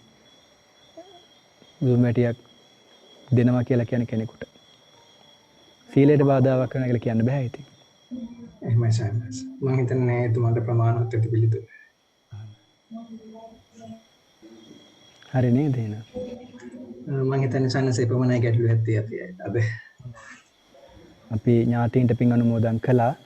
ධර්ම ශ්‍රවණය කළ ධර්ම දේශනාවට සහභාගී වුණු දෙවි දේවතාවුන් වහන්සේලා සිටිනවා නම් ඒ සියලු දෙවි දේවතාවුන් වහන්සේලා මේ විහාරස්ථානට අධිග්‍රහිත මේ අපේ පින්වන්ත ස්වාමීන් වහන්සේලාට අධිග්‍රහිත මේ සියලු ප්‍රදේශවල වාසය කරන මේ ශ්‍රවණය කළ පින්වතුන් ආරක්ෂා කරන දෙවි දේවතා මණ්ඩලය මේ පින් අනුමෝදන් වීමෙන් සැපවත් භාවයට සුවපත් භාවයට පත්වෙත්වා ධර්ම අවබෝධයෙන් නිවන් සාක්ෂාත් කරගනිත්වා කියන ආශිර්වාදාත්මක ප්‍රාර්ථනාවෙන් අපි දෙවියන්ට පින් අනුමෝදන් කරමු. ආකාසට්ඨා ච භුම්මට්ඨා දේවා නාග මහිද්దికා පුඤ්ඤන්තං අනුමෝදිත්වා චිරන් රක්ඛන්තු ශාසනං. ආකාසට්ඨා ච භුම්මට්ඨා දේවා නාග මහිද්దికා පුඤ්ඤන්තං අනුමෝදිත්වා චිරන් රක්ඛන්තු දේශනං. ආකාසට්ඨා ච භුම්මට්ඨා දේවා නාග මහිද්దికා පුඤ්ඤන්තං අනුමෝදිත්වා චිරන් රක්ඛන්තු ත්වං සදාති. විශේෂයෙන් සිහිපත් කරන්නට අවශ්‍යයි කල්යාණ මිත්‍ර සම්පත්තිය කියන දේ නැතුව මේ ගමන යන්නට බෑ. අපිට මේ ජීවිතේ කල්යාණ මිත්‍ර විදිහට අපේ දෙමව්පියෝ ගුරුවරු අපට ලොකු ශක්තියක් ලබා දුන්නා. විශේෂයෙන්ම තල්ගමුවේ ලොකු ස්වාමීන් වහන්සේ, මට නම කියන්නට අවසරයි, තල්ගමුවේ සුධීරානන්ද ස්වාමීන් වහන්සේ මගේ ආචාර්යයන් වහන්සේ. උන්වහන්සේගේ ශක්තියෙන් තමයි අපි මේ ධර්මාසනේ වාඩි වෙලා ඉන්නේ. උන්වහන්සේගේ අවවාදයෙන් අනුශාසනාවෙන් තමයි අපි මෙච්චර වසර ගණනාවක් මේ ශාසනය තුළ බොහොම සීලය නිරෝගීව තබාගෙන රැඳිලා ඉන්නේ. ඉතින් ඒ නිසා උන්වහන්සේටත් ආශිර්වාද කරමින් එවැනි කල්යාණ මිත්‍ර යහපත් දෙමව්පියෝ සංසාරයේම මුණ ගැසේවා කියන අරමුණ ඇති කරගෙන අපි ගාථා කෙමින් සත්පුරුෂ සේවනයේ කල්යාණ මිත්‍ර සම්පත්තියත් ප්‍රාර්ථනා කරලා අවසන් කරමු. ඉමිනා පුඤ්ඤ කම්මේන මේ බාල සමාගමෝ සතන් සමාගමෝ හෝතු යාව නිබ්බානපත්තිය. ඉමිනා පුඤ්ඤ කම්මේන මේ බාල සමාගමෝ සතන් සමාගමෝ හෝතු යාව නිබ්බානපත්තිය. ඉමිනා පුඤ්ඤ කම්මේන මේ බාල සමාගමෝ සතන් සමාගමෝ හෝතු යාව නිබ්බානපත්තිය. තෙරුවන් සරණයි සියලු දෙනාටම.